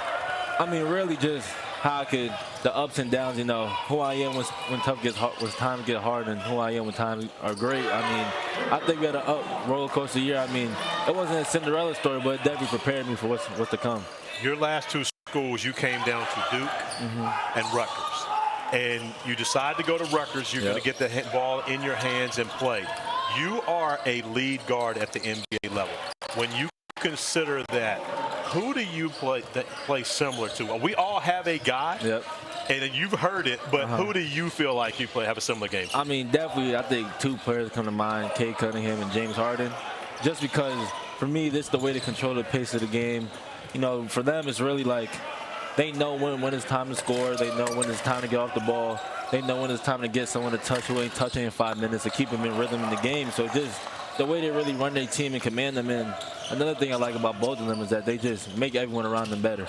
If you were their general manager and you were scouting you, what would be listed maybe your top 2 strengths, and what would be the one weakness that you'd say, hey, ball stuff like that. I think another positive in my game is definitely, I think I can go sit down and get a stop and guard the best player, but probably something I need to fix. Really not a pinpoint thing, but just a little bit of everything, sharpen up my jump shot, my handle, making sure I'm conditioned right, get my body right in the shape it needs to be for that next level. When you consider his ability to defend, again, it's in you. You got it. Just remember, in November at the Players Era, he went, what, 35-37 or 37-35 in back-to-back games? Got to every spot he wanted to. Great scorers do what? They get to their spot where they're comfortable to score. And it didn't matter who they had on him. He got to his spot. I watched him at the academy actually play against his dad 2 summers ago. And, of course, you talk about elite defenders. He's going up against one of the best in the business. And I also watched his dad lock up a college player whose name will stay nameless through this at the same time on the same day. Just write it down. No, we're not going to talk about it there. But when you consider being that competitive nature that you have, not only with Pops, but with your big brother who's in the NBA, you got that also to be able to deal with. Talk about that relationship. I mean, definitely. When we were younger, he always told my mom and dad, he was like, I ain't going to never let him win because no one else going to let him win. And, you know, I'd be crying and stuff because he was always stronger than me. He's 6 years older than me, so he's pushing me around like I'm a little kid. But, I mean, I definitely get that edge from, like, he don't like to lose in anything, whether I'm playing him in 2K, one-on-one, bowling, anything. I mean, he's the most competitive person I know. That's where I get it from. Well, the one thing I admire about you is your character, because you got sick during the year. You were injured also, and the team was struggling. I think it would have been easy for you. Listen, we know you're a top 2 or 3 pick. For you, when we get to February or early March, to basically say, I'm done, right? Talk about that as far as sticking with it this year. I mean, one thing for me, I'm big on loyalty. You know, the loyalty at Rutgers always brought to me from the time my brother got there when he was done to the time I got there was, I mean, truly amazing. So, I mean, just giving up is not something like we do in the Harper family. I mean, my mom always tells me, when you start something, you're going to finish it regardless of how it looks. So, I mean, just respecting them, and I was never going to quit a team because that's not who I am. That's not who I am as a player, and that's not who I am as a person. When you need a break from the game of basketball, what do you do? Where do you go? Man, my house, probably play some video games, or I'll go out. What's your game? NBA 2K. That's my game. Who's your team? There's a lot of teams. I mean, Spurs. I can use any.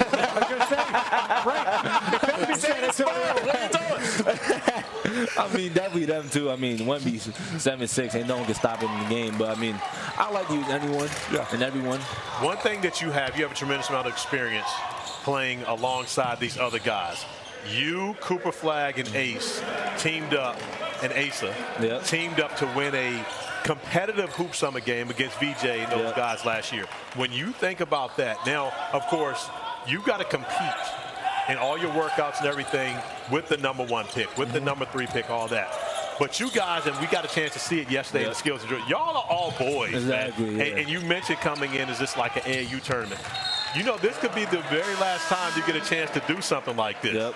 You know, did you take that in? Did you think about that coming into it? Definitely do, because I was actually thinking about that yesterday, because, you know, after this, you know, we all split up, going to different teams. But, you know, it's great having all them guys around because, like you said, we all friends, but we still all got that competitive nature. When we get on the floor and play each other, I mean, you've seen it during all American games. Like, we go at each other no matter who it is. So, I mean, it's definitely great to be close with all of them, but still know it's still a business. Well, let me give you a hint. All you guys go be great NBA players and play on the Olympic team. That's one way you can all do it again. Yeah, exactly. It's a great point, and very much in the cards here. Juwan Howard, Jet Howard, the only other father-son duo to be drafted in the lottery.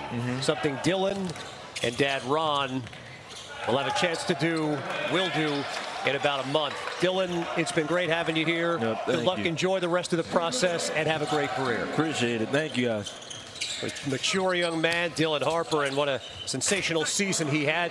First Division I freshman in the last 20 seasons to score 35 points in consecutive games. Oh, I was talking about games. Seth, we're up here and we're talking to Dylan Harper. I just turned around. It's 25-8, Seth. Yeah, bad scheduling right now. Team Williams is actually dominating the city. Team Mueller, that was a bad schedule. It's really struggling. Now, Kobe Bryant, he's made a couple of big threes, but Maxime Raynaud, he was terrific to get him off to a good start. The ball, amazing when the ball moves and people move and they share the ball. Great kick out by Uzon right there. That's how they've played all game long. But Nelson and Raynaud have been really impressive. How about the great answer from Coach Seth Greenberg? The college coach answered bad scheduling. It looks like a guarantee game right now. To Coach's point with Raynaud, he is 4 for 4 with 11 points already in this game. They've done a great job of getting him the basketball and allowing him to get in the open spot. and be successful. But he's also showing off his ability to play. We've seen him with 2 left-hand jump hooks already, but also knocking down the 3 ball. Yeah. Again, and that's Maxime Raynaud's game. I mean, he was often forgot about this year, but he was averaging. He led the ACC in scoring for the majority of the year. If it wasn't for Cooper Flagg, he's the ACC Player of the Year going away. Exactly, averaging a double-double. I mean, the dude was elite all season long for a first-year head coach in Kyle Smith at Stanford.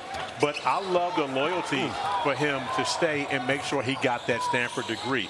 That is important. And again, that's important to his mom, Vanessa. And you got to be very careful what you say about Maxime on the air, because he will let you know my mom is watching. Make sure you say good things about me. So Vanessa, it's pretty easy to say good things about him when he's playing like this. This is true. He hasn't missed a shot. Made all 4 field goal attempts, both of his free throw attempts.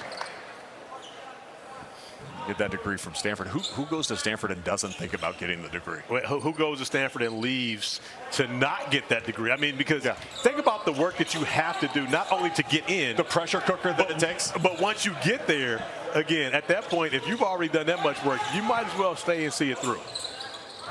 You know, you talk about Maxime Raynaud. I think the interesting thing is, and I'd like to ask Bobby this, transferable skills to play in the NBA as a front court player. Right? What skill doesn't he have that potentially would make him a successful player in the league, Bob? Well, I think certainly if you're packing the paint, it's certainly the ability to kind of stretch the floor a little bit. I think that's where, you know, as far as transferring over to that next level, the ability to have a consistent jump shot, you know, certainly in this day and age, it's, you know, really, even with Jokic out there, we saw him, the ability to kind of stretch the floor, and he can kind of take it down low there. I think if you're kind of one-dimensional, that certainly hurts. So I think if you can translate it to developing a consistent perimeter shot, that will certainly help him. I tell you this, he plays chess still with his former teammate, Victor Wembanyama. If he's available, what pick is it that we talked about the Spurs have it in the second round? 38, I believe. If he's available, it's a perfect fit. Yeah, I agree with you. I mean, again, you already got the relationship there. He's from Paris. That relationship is there. These guys played on the French team together, and Maxime Raynaud is part of the, you know, the French national team. You know, run of course by Boris Diaw, former Spur. So all the intel necessary would absolutely be there for R.C. Buford, for Greg Popovich now in the front office, to pair Victor up with one of his buddies. Well, and the thing, look, we took his ability to shoot. He can finish over either shoulder. If there's one thing that you look at, maybe not as explosive as an athlete you want, but if you're a backup big, does that really matter? Last player in the last. We're here in Chicago at the NBA Draft Combine. Jonathan Givony, such a valuable member of our team. This is his mock draft. Obviously, no surprise. 1, 2, or 3. You can make the case at 4 as well with VJ Edgecombe. Jonathan, if we're talking about impact players, give us one that's got the potential to be an impact player in time. Kevin, this gym is buzzing about what they saw from Kaman Malawach yesterday in the drills. This is a kid that I've been watching since he was 14 years old. To see the rate of improvement that he's shown, especially at Duke this past year, just with his body and his mobility and his footwork and touch, he's legitimately becoming a guy that can stretch the floor. He's got a really nice skill level. He's 7'2", 7'7" wingspan. Measurements comparable to Rudy Gobert. It's not easy to find players anywhere on the planet, you know, with the dimensions of Kaman Malawach, but he is really making a case for himself as a skillful player on top of that. It's going to be really interesting to see the way that he improves over the next few years. His personality arguably might be his best trait. The coaching staff at Duke, they just consistently rave about him as a human being, the way that he lifts up every drill that he's in, the way that off the court people gravitate to him. He has a gigantic personality. People are going to love being around him. Kaman Malawach is, to me, one of the most interesting stories of this draft. You know, you talk about Malawach. I'm going to keep it in the family. I'm going to keep it in the brotherhood. Like my comp for him, totally legal comp, by the way, Corey. I don't want to get in trouble with the comp police. Derek Lively. You think about Derek Lively and his development at Duke, his ability to run the floor, his lob threat, his ability to impact the game at the rim defensively. At the end of the season, he started to step out and knock down shots. Malawach showed that ability. Needs to get stronger, but will in terms of his lower body. But when I look at Malawach, I'll keep it in the brotherhood. I'll keep it in a guy that's best basketball is ahead of him, but has every single trait in terms of his character, his work ethic, and everything else like that, plus his athleticism and his length. To me, Derek Lively, Malawach, two guys are going to be impact players for a long time in the NBA. And I have to praise you as I have Sean Farnham. I believe that is not only a legal comp, but a tremendous comp. I think you're right on point with that one, Coach, especially when you mentioned the ability to shoot the three. Derek Lively was a shooter in high school, not just a guy that could make shots. He was elite from beyond the three-point arc. He played with Jalen Duren. He was the guy that was on the perimeter while Jalen Duren was on the block. I believe Kama Malawach has the opportunity to be a stretch five, a guy that can really stroke it from 23-9 once he gets to the NBA level. He showed that in the workout I saw last week in Los Angeles with Clutch. And I asked him afterwards, I said, man, we didn't see any of that all season long at Duke. And he said, it wasn't my role at Duke. And I needed to play to my role because I care most about winning. And I think a great answer, Bobby, if you're a general manager, and going, well, why didn't you shoot it at Duke? Because that wasn't my role, and that's not what I was asked to do. That has to excite you because your role may change even the course early in his NBA career to what it could be year 2, year 3. Well, and I went down on the court on Tuesday when they were doing the drills and sat under the basket when he was shooting. And when I talked to him a few weeks ago, I said, what's the one thing you got to get better about? It's about developing a kind of a consistent perimeter shot, and you could see him shooting from three. There's a more comfort level as far as where his stroke is. He knows who he is. He's a rim protector, shot blocker, finisher here, but he knows that he just can't be one-dimensional there. Yep. He needs to, as far as expand the game. He's got a terrific story. I mean, through the NBA Africa Academy, as far as how he was found and how he was brought to the United States. His grandparents, his grandfather, 7'3" and 7'6". That's the size of his two grandparents here. And he's only, as Jonathan said, he is the most intriguing prospect out of anyone that we see out here. And I honestly believe that he's going to go even higher than Jonathan has in his mock draft to this point, simply because of the intrigue that is there, but also how young he is and where those skills are going to improve so much once he gets to the NBA level. But even more so, the answer that he gave you, it was not my role in comparison to they wouldn't let me. Yeah. That maturity in itself is enough that make you go up another spot or two when you sit down and you start talking to those GMs and executives on the draft. Now, obviously, the one thing that everybody's going to talk about is lower body weight. Like, he's got to improve his lower body weight, his ability to maintain and hold position at both ends of the floor. He can impact the game around the basket, but the size of who he's competing against obviously changes dramatically from what he saw in college to what he's going to be going against on a night-in, night-out basis at that next level. Yeah, it's his base. It's almost like what we saw with Victor when Victor went to Summer League right from the beginning, as far as his lower body kind of getting pushed off the block a little bit there. Probably had in the NCAA tournament in the game they lost. I mean, it was hard to play him, but his upside is a joke. I mean, changing ends, lob threat. He changes the game at the rim every single time down the floor because any ball screen. And I'll tell you what, he's got good enough hands, and yeah, I don't think we've seen it. He can play out of a short roll, not that, because I think people are going to probably play some type of drop coverage against him when he's in a ball screen, but he's a fun guy to watch, and he's going to be a fun guy to watch develop, as will Lively when he gets healthy. Corey, let me ask you, because you did a ton of Duke games. As you mentioned, you were like all the Cooper Flagg highlights, which means you obviously saw Malawach as well. Tried to give me a Letterman's jacket. I wouldn't accept it. Okay. But yeah. If you get one, I'll sell it on eBay. It's worth a lot of money. There you go. But you talk about altering shots versus blocking shots. His block percentage wasn't very high over the course of this season, but his impact around the hoop was. How do you view his ability to control that paint area with what you saw with your own eyes this year? I think he absolutely has the ability to control the paint, but one of the things that, as you guys talk about at Duke, one thing that John Shire does, they switch. Yeah. And what we didn't mention was his ability to be able to switch out and guard perimeter players. That's even more valuable than is his ability to block shots, which of course he has that. So when you consider that he played that way in college, that allows NBA people to understand that he is more than willing to step out on a switch and defend a great basketball player. And even if they do beat him, he has the length to be able to affect that shot at the rim. So I believe Kama Malawach, when it's all said and done, we get to the end of June, he could possibly be in that top 4. I like him that much to where he could invade that top 4 at this draft. That fair, Bobby? It is, and Jonathan has him at 7 right now, which is New Orleans, and people are probably, wait a minute, they drafted Yves Missy last year from Baylor. Listen, when you get to a point, you're not picking on like neat. You're grabbing the best available guy, and then you kind of figure out everything else later. By the way, this looks a lot like a Gonzaga basketball game right now. Nembhard's got 5 assists already here in the first half. The guy almost averaged 10 assists per game over the course of the season for the Gonzaga Bulldogs, and Team Williams continues to be in control. Execution elite from the guard play.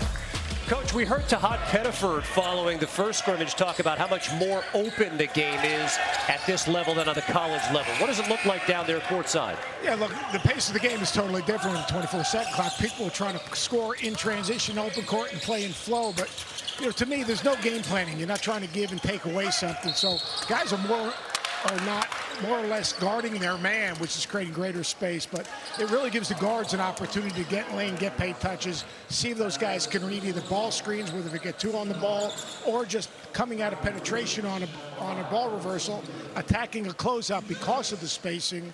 It's giving these guards opportunities to make more plays. We've seen Huzan do it. Hagerty has struggled a little bit with it. Cam Jones has done a nice job with it. And Nembhard's being Nembhard. He is a maestro when it comes to playing downhill, getting in the lane, and making the right play. Corey, were you thinking of getting Biggs paint touches when you got to the paint there with the ball? Well, I didn't play in the combine. And so when I came here, I actually broke my ankle in February of my last season at University of Virginia. I decided to put my name in the draft even though I had another year. And by the time I went through all the physicals, and I had physicals with 14 different teams. And as much as they pulled and prodded me, and I actually had to get cleared to play competitive basketball at the combine. I hadn't played. And so that went into my decision-making as to not play because I hadn't played 5-on-5 anywhere up until that point. So that was part of the reason why I did not play. But had I played, the answer to your question would have been a significant no. I would have been concerned about showing what I can do individually. Now, I would have passed the basketball, but only for an assist, not to move it. Listen, I think physical conditioning is super key at an event like this, and that's why I think about Jonathan Givony. Like earlier today, I'm in the hotel gym. Givony's on the treadmill, and unbelievable. He's got his laptop out in front of him. Yes. He's responding to emails, writing articles, writing profiles, all while working on the treadmill. And then his level of flexibility in his stretching was off the charts. That's what got me. So I'm there. I must have missed you, but by the time I get there, he's stretching. And I told JG, I said, you're showing off right now. He said, what, I have to do this? I said, no, you're showing off because I can't do it. And that's the issue. The flexibility. If you were to rate him as a prospect from a draft evaluator based on the intangibles of what you saw today, I mean, the man never leaves his laptop. He just stays dialed in. He doesn't have his ears in. He doesn't even know we're talking about. He's not listening to us at all right now. So what would you draft him at as far as draft analysts and their flexibility and endurance? Well, let me start with he's going to get a huge negative because of size. He's not the tallest guy in the world. All right? So we go in there. He's an undersized analyst. Let's start with that. But then at that point, after the flexibility I saw from today, I'm going to give him a B as far as athleticism alone, knowing that he was getting it in on the treadmill and then stretching afterwards. So I'm going to grade him high from that standpoint. He would be, I'm going to go with JG as a lottery pick. He never stops working. Oh, never that. He's absolutely a lottery pick, no question about it. You guys are killing this guy, and his headphones aren't even on. He has no idea. That's why we continue to talk about him. He got text twice. Leave your headphones in. Be a part of the team. We took a team picture today. I mean, goodness. And by the way, the team picture, you did a great job of organizing that, Corey. Making sure we were in the middle of the See, that's what he should be having in his ears, but Givony doesn't have it. He's working his phone. Look, now he's finally putting him in. People are texting him. People are texting him being like, hey, they've been talking about your level of physical fitness Jonathan, for the last 15 they're killing minutes. you. These guys, I'm trying to defend you. They're killing your athleticism. What did I miss? I haven't listened to a word you guys have been saying all day. So we were talking everything I missed. You got 30 seconds to go. We were talking about the charts and your excellent work ethic on the treadmill this morning. That's all we were talking about. I'm known for that. Yeah, so we know that. We know that's part of your thing. And he gave you guys 30 seconds to do it. It's been a pretty good game here. Actually, it's been a great day of scrimmages so far. I've really enjoyed watching. All these guys are helping themselves. They're playing hard. They're unselfish. Tahaad Pettiford, I thought, was awesome. Yaxel Lendeborg had a great game. Maxime Raynaud. This has been a great day of scrimmages so far at the NBA Combine. I wish more guys were playing. That's the only thing we're missing. Well, one guy who is playing is Mark Sears, and he just misfired on a 3. Sean, in terms of guys who stayed in college, obviously the transfer from Ohio to Alabama had a phenomenal run with the Crimson Tide, and a guy who can do a little bit of everything on the offensive end. How does he project at the next level? Listen, he's clutch. He wants the ball in his hands in big moments. He can shoot it from deep. Despite his size, he can finish around the basket. But I do think his size comes into play because he lacks some of that elite level athleticism that you saw with other players with similar size, like a Nate Robinson type, who was so explosive as well as being small. And then he can get targeted at the defensive end of the floor. And I think that's where you look at it and say, okay, how can he impact that game at the next level? That's one of the areas that he has to figure out an answer to for make a general manager in a front office have confidence. Yeah, because shooting is not an issue. 83.3% of all the shots combined yesterday. He was by far the best shooter through all the skills and drills yesterday. When you talk about all the different analytics that they used and the different drills that they used, he was so far ahead of everyone else in all the shooting categories. Tonje, can I give you a comp? Of course you can, Coach. It's a legal comp. You have passed the comp test. I mean, it's a legal comp. Well, he's not there, but Fred VanVleet a little bit in terms of his body type and his physicality. Wait a second, I'm not done. I have Fred for somebody else. I know. Well, Fred's, there's a lot of 6'1", 6'2" guards. There's a lot of Fred VanVleets out there. Yeah, but that's the thing. Mark Sears isn't 6'1". He's smaller than that. He's 5'11". He's 5'11", and when you consider Fred VanVleet and Wichita State coach, and you covered it. Elite defensively. There was never a question mark about Fred VanVleet's defense. I agree with you. This kid's work ethic, I mean, I'm not sure, Sean, you've done any games with him, but that dude lives in the gym. Yeah.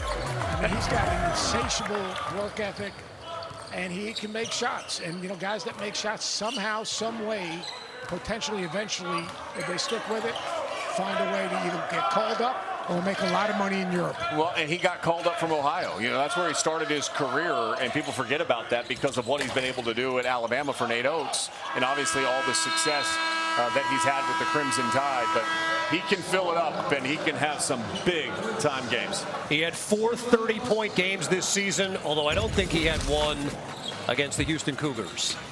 And the head coach of the Big 12 champions in the regular season and the tournament will be joining us next year from the NBA Draft Combine in Chicago. He has a wonderful family.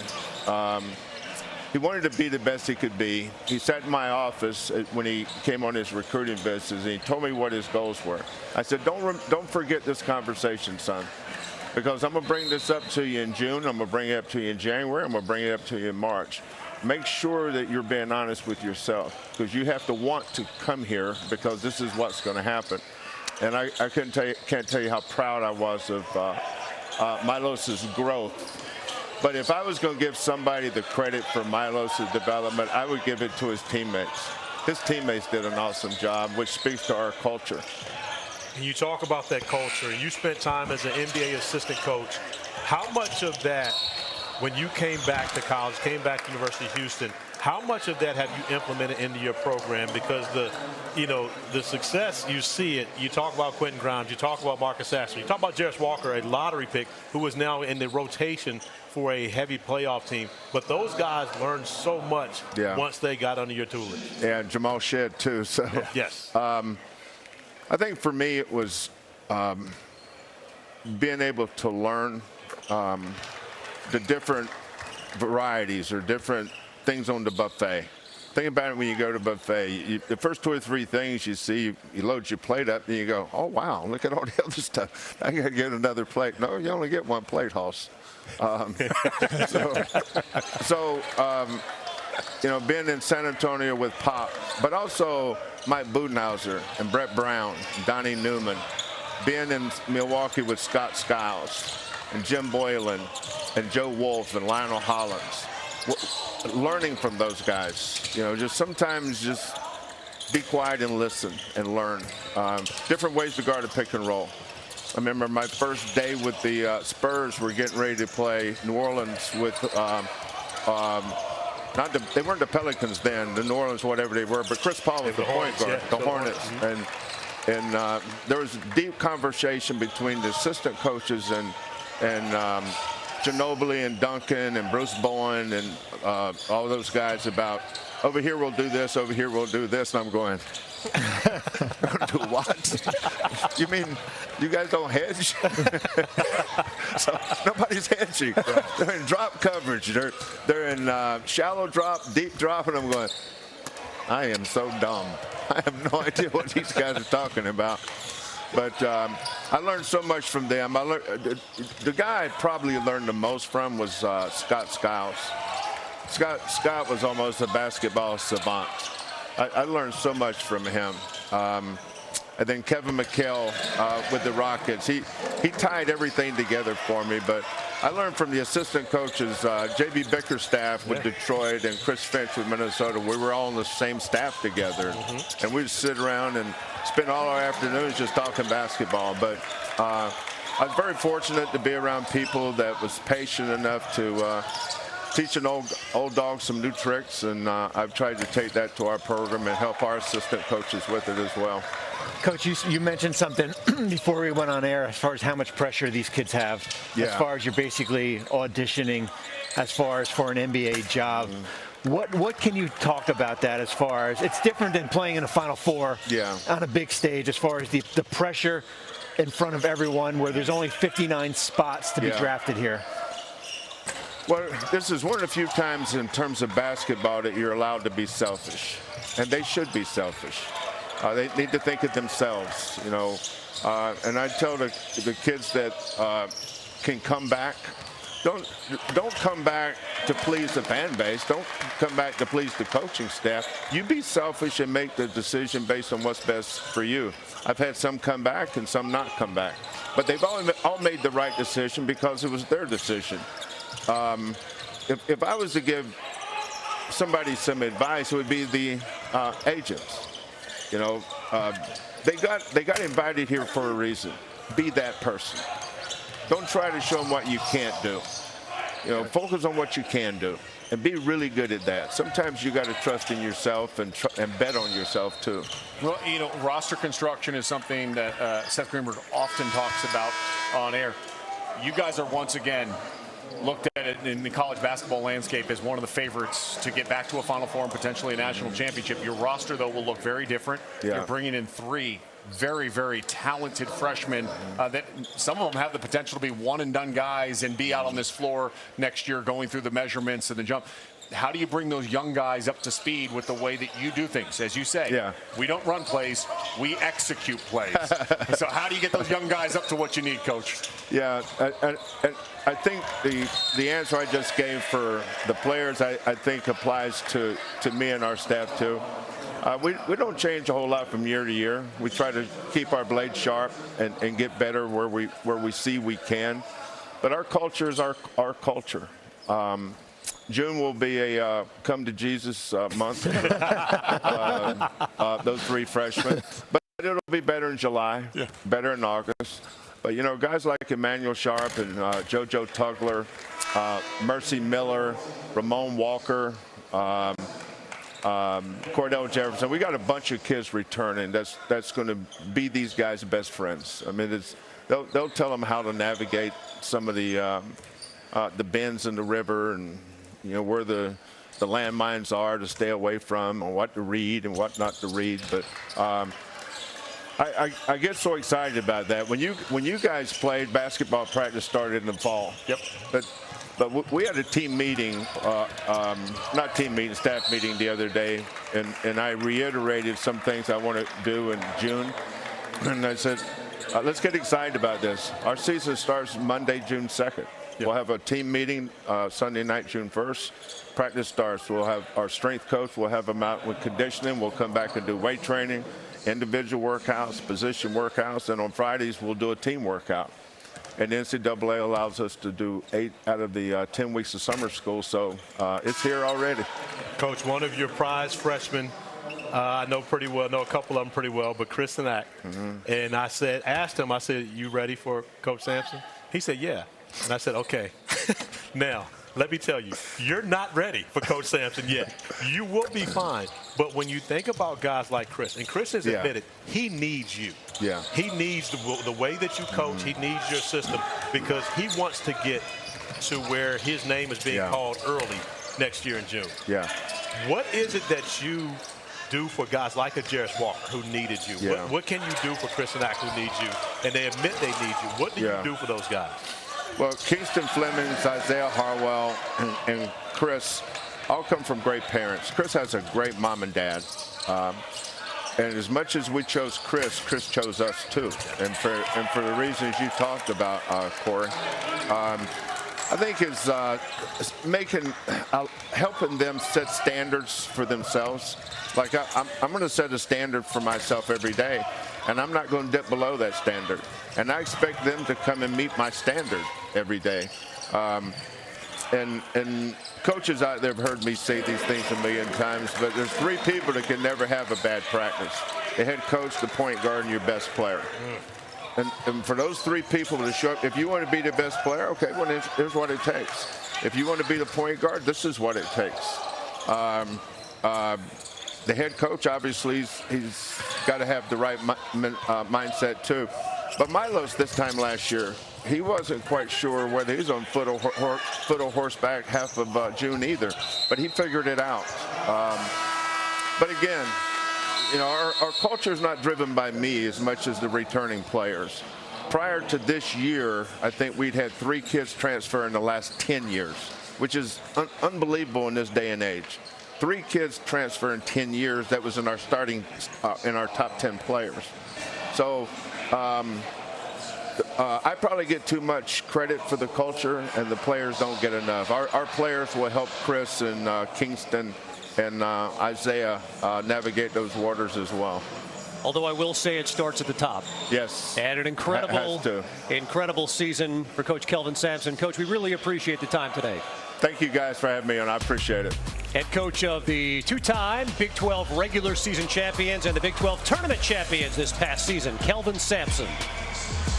The dignitaries in the house here today, of course, Juwan Howard. Big Newt, and he in the crib right now, Casey. That's Chicago's own right there. Right about that. Of course, Rob Pelinka with some decisions to be made here this offseason. Strength and conditioning coach needed. Is that hanging out, I believe, with Dusty May beside him? You're right. And then Brian Wright, Spurs GM. Speaking of decisions to be made here, the number 2 pick, but do they pivot? Do they look and see who's available on the trade market? And by the way, while we were enjoying a great conversation with Kelvin Sampson, Coach Seth Greenberg, this once blowout has turned into a very competitive game. Well, Corey, you know how it goes. I walked by at Team Mueller and I said, are you guys going to show up? We're going to play or not? And obviously, they decided to play. This has actually been a really competitive game. Both teams playing really hard. Again, Raynaud has been very, very good. I think Sears has done a nice job of making good decisions, both scoring and making plays for other people. But the pace and the physicality of the game has been really good. It's kind of been fun to watch.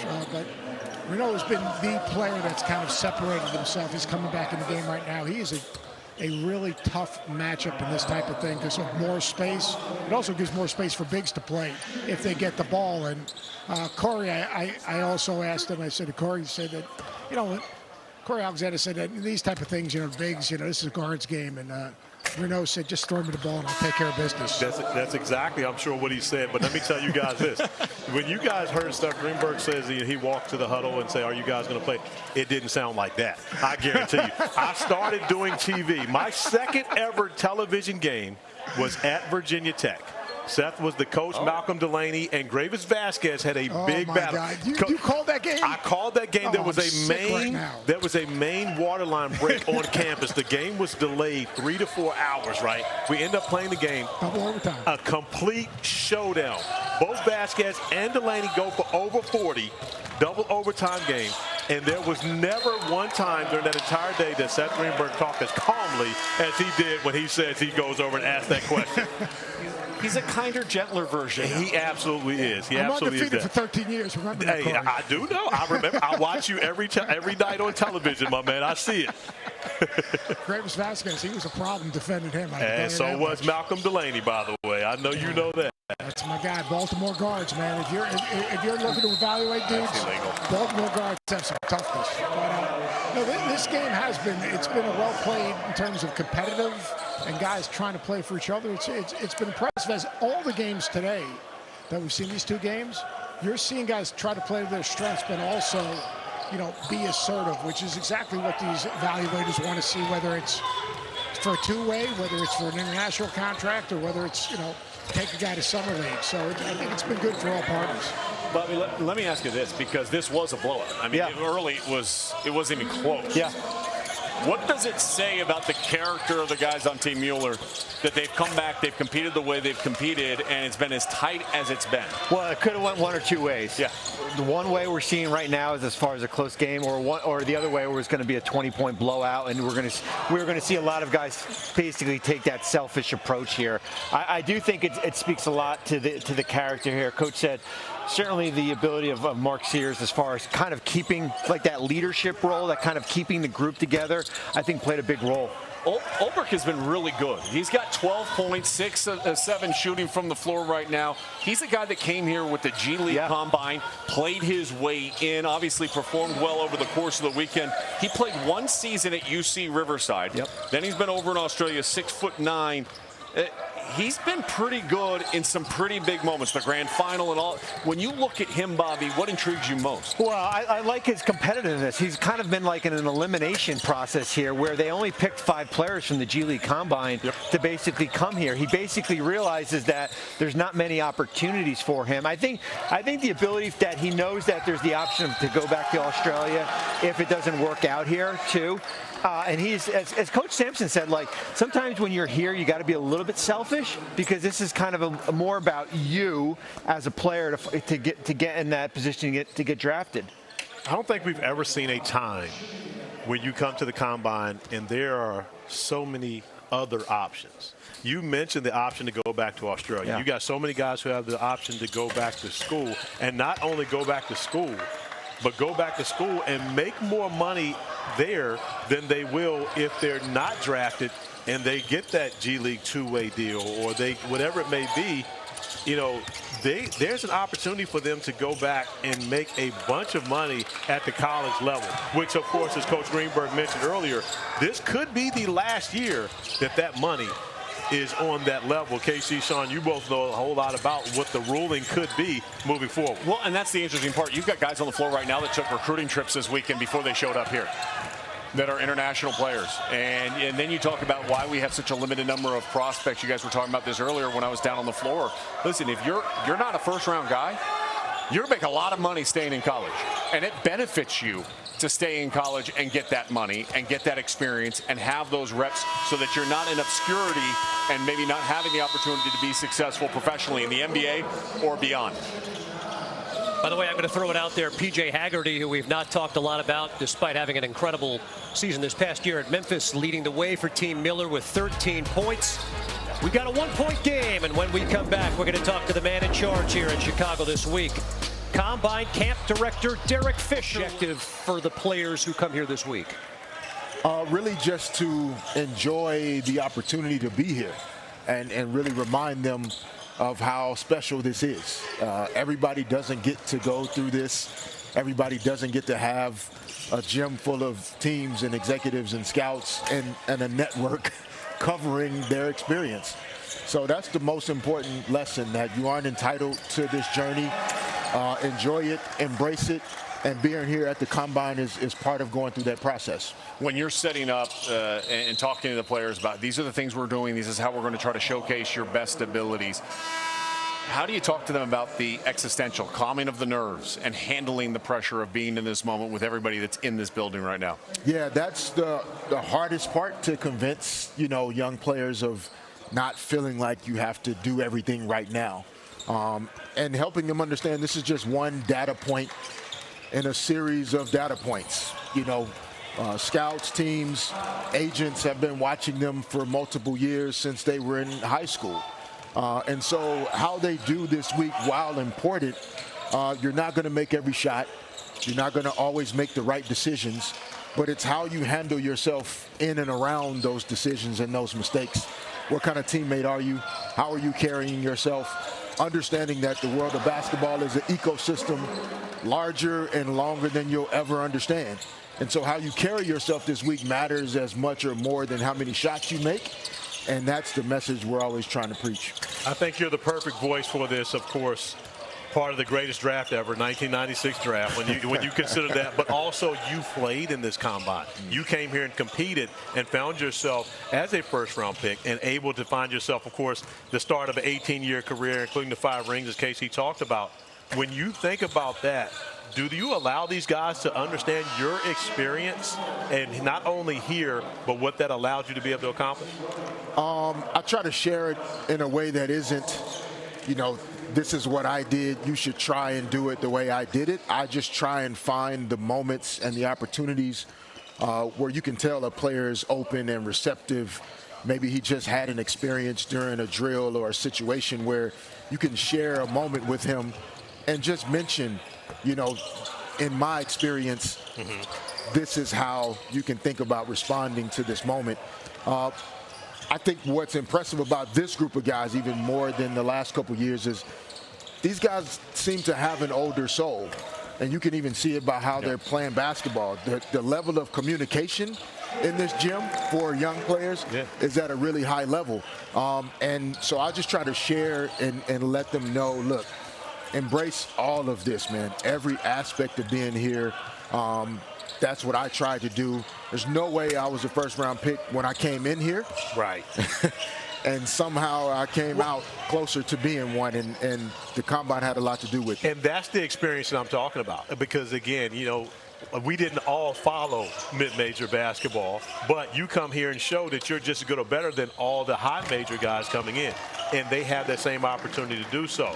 And speaking of such, as you have been a part of the NBA for so long, now coaching high school basketball, you coach the W, you've been, of course, you've been every aspect of this game except for one. As you deal with these former college players and the way that the games are now starting to become more like a college game in the NBA, and the college game becoming more like the NBA and vice versa. You ever consider coaching college basketball? I have thought about it, and originally I thought that was going to more so be the place than pros because of the love I have for teaching and coaching and slowing the game down and actually spending more time with players. But it's all evolved. I love what I'm doing. It provides me some flexibility and openness to be able to be here and serve here at the Combine. But I just love the game of basketball. So the answer is yes, he wants to coach college. For the record, the president of college basketball is on your left. If there's anybody that can make it happen, talk to Sean Farner. Peyton White developed a lot under him the last couple of years at the high school level. He's going to be great at Nevada. He did a great job with him. He'd be great in the college game. Whether it's the college game or the high school game or the NBA or WNBA game. His phone's right here. Or running the draft combine. A major success. Derek Fisher, thanks so much for the time today. Appreciate you having me. You've got Bobby Portis. You've got that first-round pick in 2031. Is that enough to go out and get another player? And I think for Giannis, you have to ask, okay, am I willing to kind of come back and maybe wait until 2026, basically a year where you're taking a gap year, or do you want to move on? And we've talked about the Texas teams, whether it be Dallas, certainly San Antonio and Houston. But if I'm Giannis, I'm looking, man, I got to stay in the East. Like, I don't know if I want to go west, right? Like how the Western Conference is and where Boston is with that injury with Jason Tatum. And you basically have New York and you still have Indiana and who knows what happens with Cleveland now.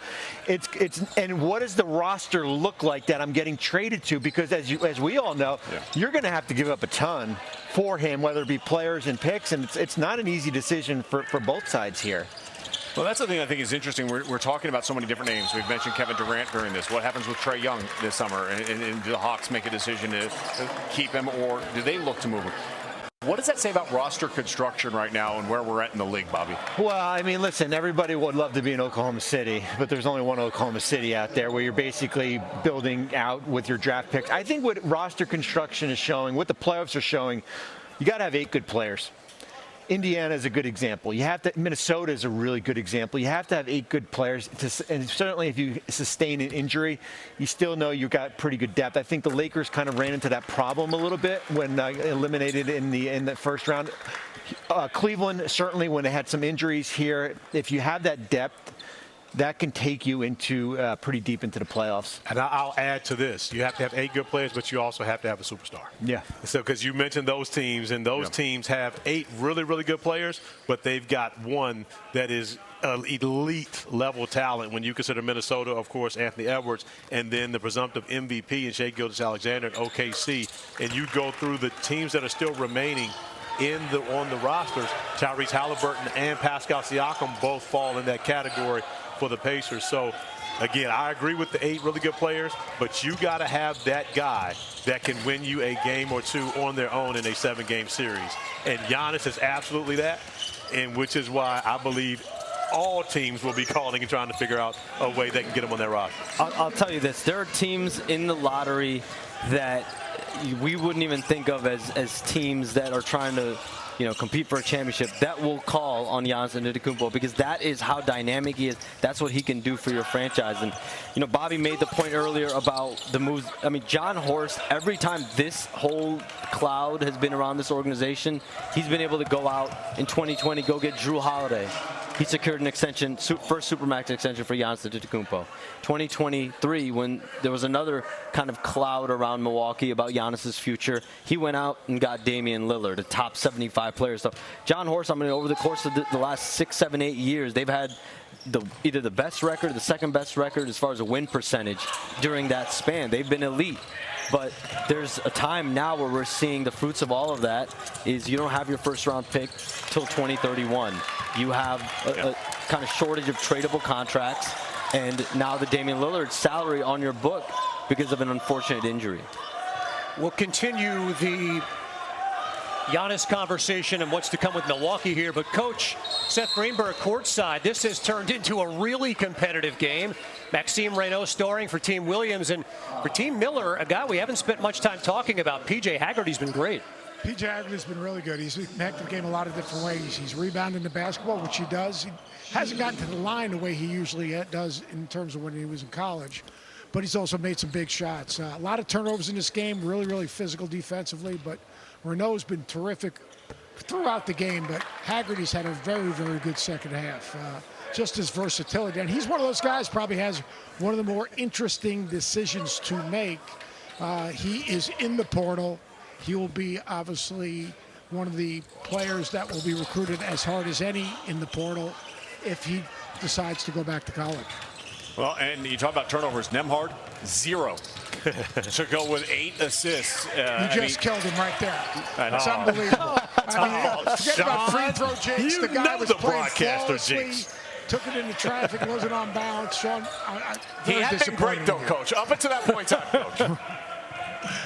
He plays with great pace. The biggest concern, and Corey mentioned it earlier, is, he's legitimately, he looks 5'10" to me. All right, 30 seconds to go in this one-possession game.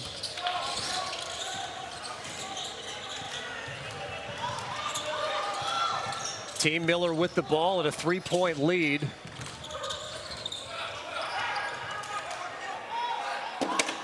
A 7-second differential between the shot They're clock and trusting game your clock. defense. But it's also a time where executives get to value your basketball IQ. And you know how to play when there's not much coaching going on at this time. All right, there's Uzan. That would have tied it. And there you go. If you had change on Team Miller, -2.5. If you had change on Team Miller, you have a problem. We need to call someone ASAP. What's the gambling hotline? There's an 800 number there. Look, you know what? That was a blowout to start, and it turned into a really competitive game. And several players acquitting themselves rather nicely, Sean. And we've talked about him a bunch, but Maxime Raynaud, 20 and 9. And 3 assists. That's who he is. Like, you know, he's not going to be a rim protector because of his lack of explosiveness inside the paint. But his skill set, his versatility, hit a couple of three-point shots. He showed exactly who he was at Stanford today on this stage in front of everybody. And I think that you get in that second round, early second round, and you're looking for a backup big, he might be your guy. Well, Coach Seth Greenberg made the point moments ago about PJ Hagerty and the questions that he has to answer on his own. He had a fabulous year this past year at Memphis. He's in the portal, going to be one of the most sought-after players that could be available in the college game should he decide to make that decision, or based on how he played today and based on how he's being evaluated by NBA executives, does he decide to stay in the draft after an 18-point, 7-rebound performance? Coach with PJ Hagerty. PJ, congratulations. When you're going through this process, what was this like today in terms of getting out on the floor, playing in front of all these decision makers? I mean, it's a great experience. I'm just out here to have fun, compete, showcase my skills, but it's a lot of fun just being able to have fun with top high-level guys, things like that. When you get the chance to sit down with these decision makers and you want to describe what you can bring to their organization, what are you going to tell them? I'm going to just compete. I'm going to play hard every game. Any chance I get, I'm going to go out there and give it my all and do what I do, able to score, assists, rebound, things like that. PJ, what has been your focus in this draft process that you've been focused on trying to improve and take to that next level? Just everything. I'm improving daily on getting to the basket, decision making, shooting ability, defense, just everything. I think I can improve on everything. I don't think I'm that great at everything. I'm just trying to get better. PJ, you had the ball in your hands a lot at Memphis this year, did a tremendous job there. When you consider moving to this next level, are you a guy that you have to have the ball, or do you feel comfortable off the ball as well?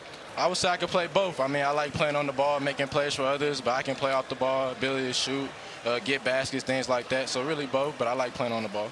PJ, what's some of the things you've been working on since the season ended in Memphis?